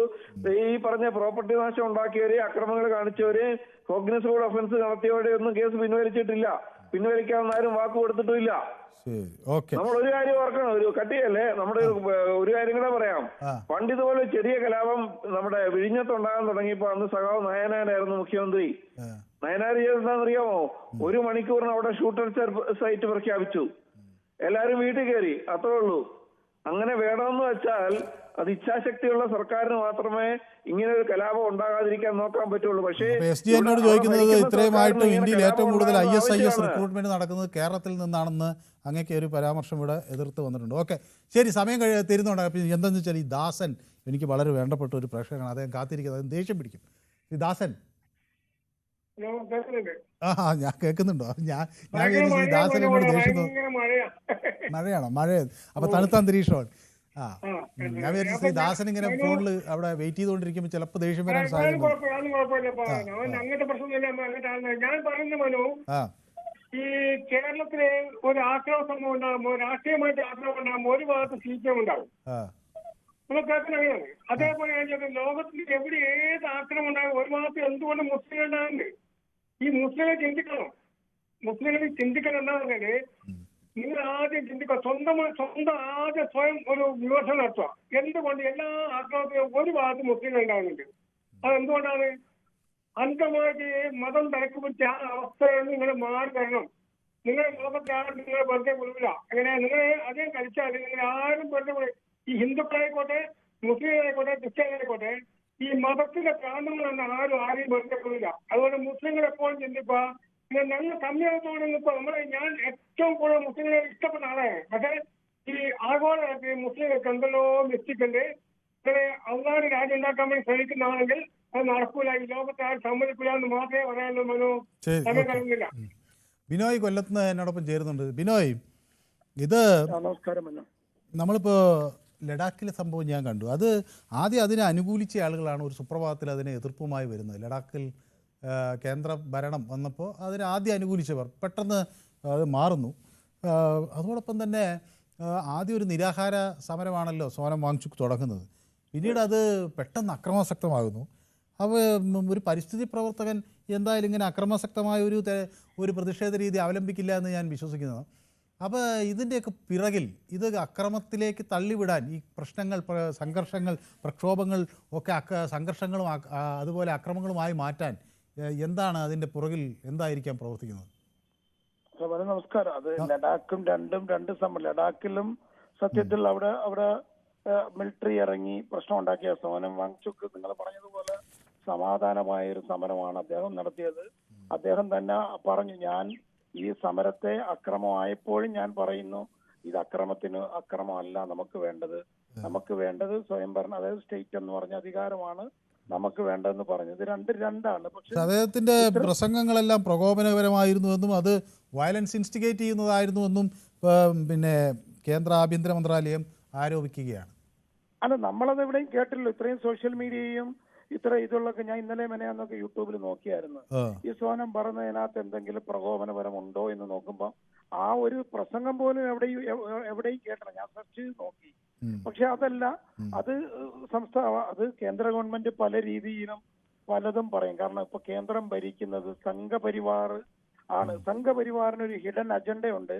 ആ അജണ്ട നടപ്പാക്കുവാൻ അവര് പലതും പറയും. പക്ഷെ ഇപ്പൊ ഉത്തർപ്രദേശിൽ നടക്കുന്നത് അതിന്റെ അതുപോലെ മറ്റൊരിതാണ്. കാരണം പണ്ട് ഗുജറാത്തിൽ എങ്ങനാണോ നടന്നത് അതാണ് ഇവിടെ ഉത്തർപ്രദേശിൽ പ്ലാൻ ചെയ്യുന്നത്. നമുക്കറിയാം, യോഗി ആദിത്യനാഥ് എന്ന് പറഞ്ഞ മുഖ്യമന്ത്രിയെ കുറിച്ച് മറ്റ് 28 സംസ്ഥാനങ്ങളിലെ മുഖ്യമന്ത്രിയെയും യോഗി ആദിത്യനാഥിനെ എടുത്തു നോക്കിയാൽ ഏറ്റവും കൂടുതൽ വർഗീയ സംഘർഷം നടക്കുന്നത് ഉത്തർപ്രദേശിലാണ് എപ്പോഴും. ഇന്നലെ നടന്ന സംഭവം പിന്നെ മുഹമ്മദ് നബിക്ക് അനുകൂലമായി പോസ്റ്റർ പതിച്ചാൽ അവിടെ സ്പെഷ്യൽ ബ്രാഞ്ച് ഉണ്ട്, പോലീസ് ഉണ്ട്, എല്ലാം കൂടി ഒരു സമുദായം അങ്ങനെ ചെയ്യുമ്പോൾ അത് കണ്ടുകൊണ്ട് പോലീസിനെ സ്ട്രോങ് ആക്കിക്കൊണ്ട് കുഴപ്പമൊന്നുമില്ലാത്ത രീതിയിൽ പോകണം. പക്ഷെ ഇന്നലെ നടന്ന സംഭവം നമുക്ക് ഒരിക്കലും ഉൾക്കൊള്ളാൻ പറ്റുന്നില്ല. എന്താണെന്ന് ചോദിക്കുമ്പോൾ മനു തന്നെ നിങ്ങളുടെ വിഷയത്തിൽ പറയുന്നത് മുഹമ്മദ് നബിയുടെ പോസ്റ്റർ പതിച്ചു, അതുകൊണ്ടാണ് വിഷയം ഉണ്ടായെന്ന്. പക്ഷേ അല്ല, അങ്ങനെയല്ല. അതായത് സെപ്റ്റംബർ 4 ഈ ബരാഫത്ത് ഘോഷയാത്രയ്ക്ക് ആയി സ്ഥാപിച്ച ഒരു ബോർഡ്, അതിന് ചൊല്ലി ഒരു സംഭവം ഉണ്ടായി. അത് ആ ബോർഡിൽ ഐ ലവ് യു മുഹമ്മദ് എന്നൊരു ബോർഡായിരുന്നു. അത് പോലീസ് കേസെടുത്തു എന്നാണ് ഈ പ്രതിഷേധിക്കുന്നവരുടെ ആരോപണം. കേട്ടോ, പ്രതിഷേധിക്കുന്നവരുടെ ആരോപണമാണ്. ഇതെനിക്ക് വായിച്ചറിവുള്ള അല്ലെങ്കിൽ അവിടെ നിന്ന് കേട്ടറിവുള്ള കാര്യം മാത്രമേ ഉള്ളൂ. അപ്പോൾ ആ പ്രതിഷേധിക്കുന്നവർ പറയുന്നത് സെപ്റ്റംബർ 4 നടത്താനിരുന്ന ഒരു ഘോഷയാത്രയ്ക്കായി സ്ഥാപിച്ച ഈ ബോർഡിൻ്റെ പേരിൽ കേസെടുത്തു. ആ കേസെടുത്ത സംഭവത്തിനെതിരെയാണ് ഇപ്പോൾ ഒരു മെമ്മോറാണ്ടം സമർപ്പിക്കാനായി മറ്റൊരു പ്രതിഷേധം സംഘടിപ്പിച്ചത്. അപ്പോൾ ഈ ഇസ്ലാമിയ ഗ്രൗണ്ടിന് സമീപം അപ്പോൾ മതപരമായ മുദ്രാവാക്യങ്ങളും ബാനറുകളും പ്ലക്കാർഡുകളൊക്കെ വഹിച്ച് ആളുകൾ തടിച്ചുകൂടി. ആ തടിച്ചുകൂടിയ ആൾക്കൂട്ടത്തിന് നടുവിൽ നിന്ന് ചിലർ അക്രമാസക്തരാകുകയാണ് എന്നാണ് വാർത്തകളായി പുറത്തു വരുന്നത്. അത് പോലീസാണോ അങ്ങോട്ടേക്ക് ആദ്യം അടിച്ചത്, അത് ആളുകളാണോ ഇങ്ങോട്ടേക്ക് ആദ്യം അടിച്ചതെന്ന് അറിയില്ല. ഏതായാലും ജനങ്ങളും പോലീസും ഏറ്റുമുട്ടി. അവിടെ കണ്ണീർ വാതകം പ്രയോഗിക്കേണ്ടി വന്നു. ഉദ്യോഗസ്ഥർ പറയുന്നതും ആകാശത്തേക്ക് ചിലരൊക്കെ ആ അക്രമികളുടെ കൂട്ടത്തിൽ നിന്ന് വെടിവെച്ചു എന്നൊക്കെയാണ്. അപ്പോൾ അതൊക്കെ ഞാനിപ്പോൾ ഇത് ചിലപ്പോഴൊക്കെ ഇന്ത്യയിൽ ഇങ്ങനെ പ്രക്ഷോഭങ്ങളൊക്കെ നടക്കാറുണ്ട്, ചിലത് അക്രമാസക്തമാകാറുണ്ട്. പക്ഷേ ഞാനിത് ഇപ്പോഴത്തെ ഈ ബംഗ്ലാദേശിലും നേപ്പാളിലുമൊക്കെ ഓരോന്ന് നടന്നു വരുമ്പോൾ അതിൻ്റെ ചുവട് പിടിച്ചാണോ ഇത് ഇന്ത്യയിലേക്ക് വരുന്നതെന്ന ഒരു സംശയത്തിന് പുറത്താണ് ഇത് ചോദിച്ചത്. അങ്ങനെ അല്ലെങ്കിൽ സന്തോഷം. അല്ല അങ്ങനെയല്ല, ഞാൻ പറഞ്ഞുതരാം. നമ്മളൊക്കെ ഒരുപാട് സമരങ്ങൾക്ക് ഇവിടെ പങ്കെടുക്കുന്നതാണ്. പോലീസിന് അങ്ങനെ ഒരു സംഭവം, പോലീസ് സ്പെഷ്യൽ ബ്രാഞ്ച് എന്ന് പറഞ്ഞ സംഭവം എല്ലാ സംസ്ഥാനങ്ങളിലും ഉണ്ട്, സംസ്ഥാന ഗവൺമെന്റിൻ്റെതായിട്ടുള്ള. അവർക്ക് എന്തായാലും നേരത്തെ സൂചന കണ്ട്, ഞാനൊരു രാഷ്ട്രീയ നേതാവാ, ഇവിടെ എന്തെങ്കിലും നാളെ ഒരു പ്രകടനം ഉണ്ടെങ്കിൽ ഇന്ന് ഞങ്ങളെ പോലീസ് വിളിക്കും, എത്ര പേര് കാണും, എങ്ങനെ കാണും എന്ന് പറഞ്ഞ് പോലീസ് നേരത്തെ അലേർട്ടായിരിക്കും. നമ്മൾ 100 പേരാണ് പരിപാടിക്കുണ്ടെങ്കിൽ 30 പോലീസുകാർ കാണും. പോലീസ് നമ്മളുടെ എണ്ണം ചോദിക്കും. അതുകൊണ്ട് സ്പെഷ്യൽ ബ്രാഞ്ചിന്റെ പരാജയമാണ്. യോഗി ആദിത്യനാഥ് എന്ന് പറഞ്ഞ അവിടുത്തെ മുഖ്യമന്ത്രി ഒരു സമുദായത്തെ ഉന്നം വെച്ചുകൊണ്ടാണ് എപ്പോഴും അദ്ദേഹത്തിന്റെ മുഖ്യമന്ത്രി എന്ന രീതിയിലുള്ള പ്രവർത്തനം. അത് ശരിയായ രീതിയിലല്ല. സ്പെഷ്യൽ ബ്രാഞ്ച് പരാജയമാണ്. നമുക്കറിയാം, ബാബറി മസ്ജിദ് പൊളിച്ചതും UP-യിൽ തന്നെയാണ്. അതുപോലെ തന്നെ ഒരു സമുദായം എന്നല്ല, ന്യൂനപക്ഷത്തെ വേട്ടയാടുകയാണ് BJP. അതിന്റെ ഭാഗമായിട്ടാണ് യോഗി ആദിത്യനാഥും അവിടുത്തെ ഒരു സമുദായത്തെ വേട്ടയാടുന്നത്. ഇത് ഇന്ത്യ പോലെ ഒരു രാജ്യത്ത് പുറത്തുള്ള ആളുകൾ കേൾക്കുമ്പോൾ നമ്മളെ ഏത് രീതി കാണുന്നു എന്നുള്ളത് ഞാനും മനുവൊക്കെ ഒന്ന് മനസ്സിലാക്കിയാൽ മതി. നമ്മൾ ഈ ചർച്ചകൾ ചെയ്യുമ്പോഴും അത് മനസ്സിലാക്കും. പക്ഷേ UP ഇപ്പോൾ വേറെ ഒരു തരത്തിലാണ് പോകുന്നത്. അടുത്ത വീണ്ടും തുടർഭരണം പിടിക്കുവാൻ വേണ്ടി അവിടെ മനഃപൂർവ്വം യോഗി ആദിത്യനാഥും സംഘപരിവാറും മതസ്പർദ്ധ ഉണ്ടാക്കുകയാണ്. സ്പെഷ്യൽ ബ്രാഞ്ച് ഇരിക്കുന്ന യോഗി ആദിത്യനാഥിന് കൃത്യമായി അറിയാലോ. അവിടെ സ്പെഷ്യൽ ബ്രാഞ്ചിനെ ഉദ്ദേശിച്ചുകൊണ്ട് പോലീസിനെ കൂട്ടിയിട്ടാൽ മതി. ഇവിടെ പോലീസ് കൂടുതലുണ്ടെങ്കിൽ ആരും ഒരു പ്രശ്നത്തിനൊന്നും പോകത്തില്ല. പക്ഷെ ഇതൊരു മതസ്പർദ്ധ ഉണ്ടാക്കാൻ യുപിയിൽ യോഗി ആദിത്യനാഥ് മനഃപൂർവ്വം താങ്കളുടെ അറിവ്. ഓക്കെ, വ്യക്തമാണ്. അപ്പൊ സന്തോഷം. ഓക്കെ, അപ്പൊ സന്തോഷ് എന്നോടൊപ്പം ചേരുന്നത് കാസർഗോഡ് നിന്നാണ്. സന്തോഷിന് ഇതിൽ എന്ത് തോന്നുന്നു? ഈ ലഡാക്ക് പ്രക്ഷോഭവും തുടർന്ന് നടക്കുന്ന പ്രശ്നങ്ങളും ഒരേ രീതിയിൽ നോക്കേണ്ടതുണ്ടോ? അത് അതിര് കടന്ന ഒരു ആശങ്കയാണോ? അതോ ഇത് വീണ്ടും അധികാരത്തിലെത്താനുള്ള യോഗി സർക്കാരിന്റെ തന്ത്രമാണോ? എന്താണ് അങ്ങയുടെ അഭിപ്രായം?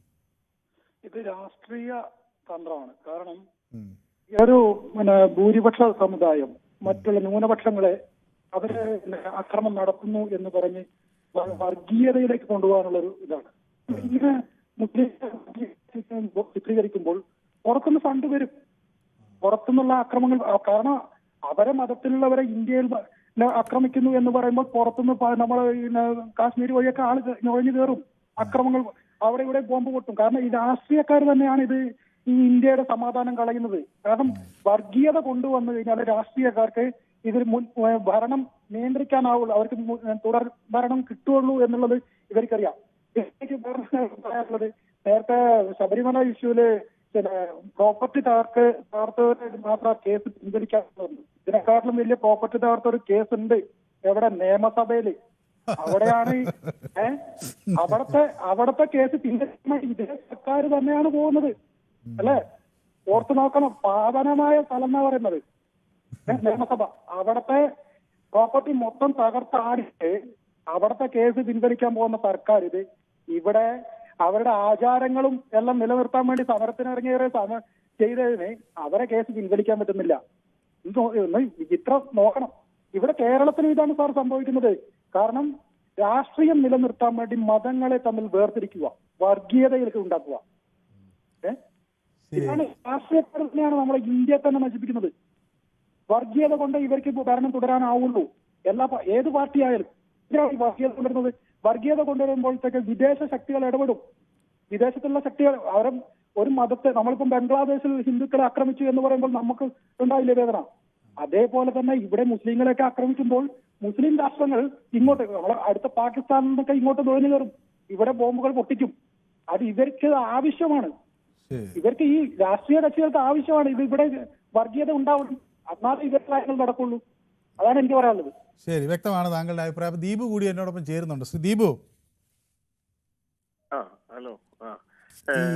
നമ്മള് പ്രതിഷേധങ്ങൾ ഏറ്റവും നടന്ന ഒരു സംസ്ഥാനമാണ്. നമ്മുടെ പ്രതിഷേധങ്ങൾ നമ്മൾ പലപ്പോഴും രാഷ്ട്രീയമായിരുന്നു, രാഷ്ട്രീയ ആവശ്യങ്ങൾ മുൻനിർത്തിയാണ് പ്രതിഷേധങ്ങൾ ഇവിടെ പലതും നടന്നിട്ടുള്ളത്. ഇപ്പോൾ ഇത്തരം പ്രതിഷേധങ്ങൾ വരുമ്പോൾ അത് ഇങ്ങനെ ലാത്തിച്ചാർജ് ചെയ്യേണ്ട ഒരു സാഹചര്യത്തിലേക്ക്, അല്ലെങ്കിൽ പോലീസിന് ഏറ്റുമുട്ടുന്ന സാഹചര്യത്തിലേക്ക് സാധാരണ ഈ മതപരമായ കാര്യങ്ങൾ മുൻനിർത്തിയുള്ള പ്രക്ഷോഭങ്ങൾ വരാറില്ല. ഇത് ഇങ്ങനെ വരുമ്പോൾ നമ്മൾ അത് സാധാരണഗതിയിൽ അത് സംഭവിച്ചു എന്ന് മനസ്സിലാക്കണോ, അതോ ആശങ്കപ്പെടുന്ന തരത്തിലേക്ക് ഇത് കാണണോ? ഈ ഇന്ത്യയിലുണ്ടായ വർഗീയ കലാപങ്ങളുടെ ഒരറ്റത്ത് എപ്പോഴും RSS ഉണ്ടാകുന്ന സാധ്യതയുള്ളതാണ് മിക്കവാറും ഒക്കെ ഉള്ളത്. നമ്മള് ഇപ്പോ ഈ വിഷയത്തിൽ തന്നെ എടുക്കും. നമ്മള് ലഡാക്കിനെയും ഉത്തർപ്രദേശിലെയും എങ്ങനെയാണ് താരതമ്യപ്പെടുത്തുക? രണ്ടും രണ്ട് വിഷയങ്ങളാണ്. ഈ ഉത്തർപ്രദേശിൽ ഉണ്ടായത് എന്താണ്? അവിടെ ഇപ്പൊ വന്നിട്ടുള്ള വാർത്തകൾ വെച്ചിട്ട് മാത്രമല്ല, ഇപ്പൊ 2 ദിവസത്തെ വാർത്തകളാണ് നമ്മൾ കേൾക്കുന്നത്. ആ വാർത്ത വെച്ചിട്ട് പറയാണ് കേട്ടോ.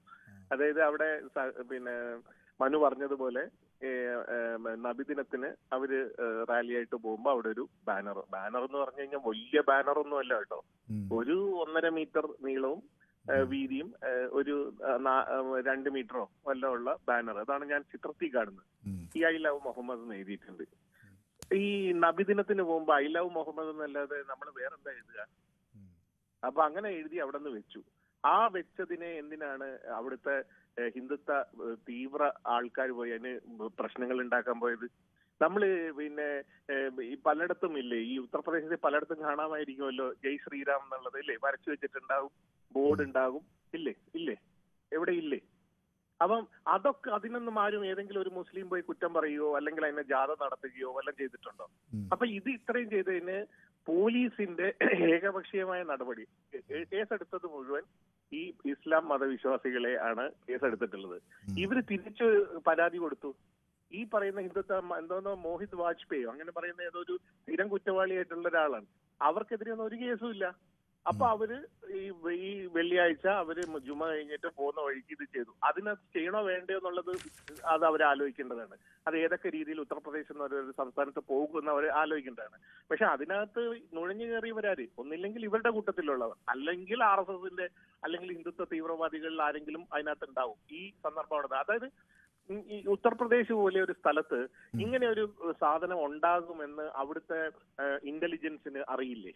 അത് തുടങ്ങുമ്പോൾ തന്നെ നിർത്തലാക്കാൻ അറിയില്ല. അപ്പൊ അത് വരണം എന്ന് ഇവർക്ക് കൃത്യമായി ഉദ്ദേശമുണ്ട്. വരണം, ഇതുപോലെ അടിയുണ്ടാക്കണം, ജനങ്ങളെ ഇളക്കണം, ഈ മുസ്ലിം വിരുദ്ധത ഇളക്കണം. എന്നിട്ട് ഒവൈസി അവിടുന്ന് പറഞ്ഞിട്ടുണ്ട് ഹൈദരാബാദ്, അങ്ങനെ അവിടെ മറ്റേതാണ് മറിച്ചാണെന്ന് 2-3 സംസ്ഥാനങ്ങളുടെ പേരും പറഞ്ഞിട്ടുണ്ട്. ഇപ്പൊ അവിടെയൊക്കെ ഈ പ്രശ്നം എന്തിനാണ് ഈ പ്രശ്നം ഉണ്ടാക്കുന്നത്? അവിടെ കട നടത്തുന്ന പാവപ്പെട്ട മുസ്ലിങ്ങളുണ്ട്. ഇത് ഏതെങ്കിലും ഹിന്ദു മുസ്ലിം അജിറ്റേഷന്റെ ഭാഗമായിട്ട് വന്നാണോ? അല്ല. അവിടെ ഒരു ബാനറുമായി ബന്ധപ്പെട്ട് പ്യുവറായിട്ട് അവിടെ ഏതായാലും സമയം അതിക്രമിച്ചതുകൊണ്ടാണ് 4-5 മിനിറ്റ് ആയെന്ന് വിചാരിക്കുന്നു. ഓക്കെ, ഏതായാലും നമുക്ക് നാളെ ഉണ്ടെങ്കിൽ കൂടുതൽ വിഷയങ്ങൾ നാളെ സംസാരിക്കാം. അപ്പോൾ ഈ വിഷയം ഞങ്ങൾ യൂട്യൂബിലും പ്രേക്ഷകർക്ക് മുന്നിൽ ഞങ്ങൾ ചർച്ച ചെയ്തു. ഇത് ആശങ്കപ്പെടേണ്ട ഒരു സാഹചര്യമാണോ ഈ പ്രതിഷേധങ്ങൾ അക്രമാസക്തമാകുന്നത് എന്ന ചോദ്യം മുന്നോട്ട് വെച്ചപ്പോൾ അതിൽ 81% ആളുകൾ ആശങ്കപ്പെടാനുള്ള സാഹചര്യം ഉണ്ട് എന്ന് വ്യക്തമാക്കുന്നു. അതേസമയം ആസൂത്രിതമായ ശ്രമവും ഈ പ്രശ്നങ്ങൾ സൃഷ്ടിക്കുന്നതിനിടയിൽ നടക്കുന്നു, പ്രശ്നങ്ങൾ സൃഷ്ടിക്കാൻ ആസൂത്രിതമായ ശ്രമം നടക്കുന്നു എന്ന് 81% ആളുകളും പറയുന്നു. എന്നാൽ 19% ആളുകൾ അങ്ങനെയൊന്നുമില്ല, അത് സാധാരണഗതിയിലുള്ള ഒരു പ്രതിഷേധം മാത്രമാണ് എന്ന് പറയുകയും ചെയ്യുന്നു. ഇന്നത്തെ പൊതുവേദി ഇവിടെ സമാപിക്കുകയാണ്. നാളെ മറ്റൊരു വിഷയമായി വീണ്ടും കാണാം. നന്ദി, നമസ്കാരം.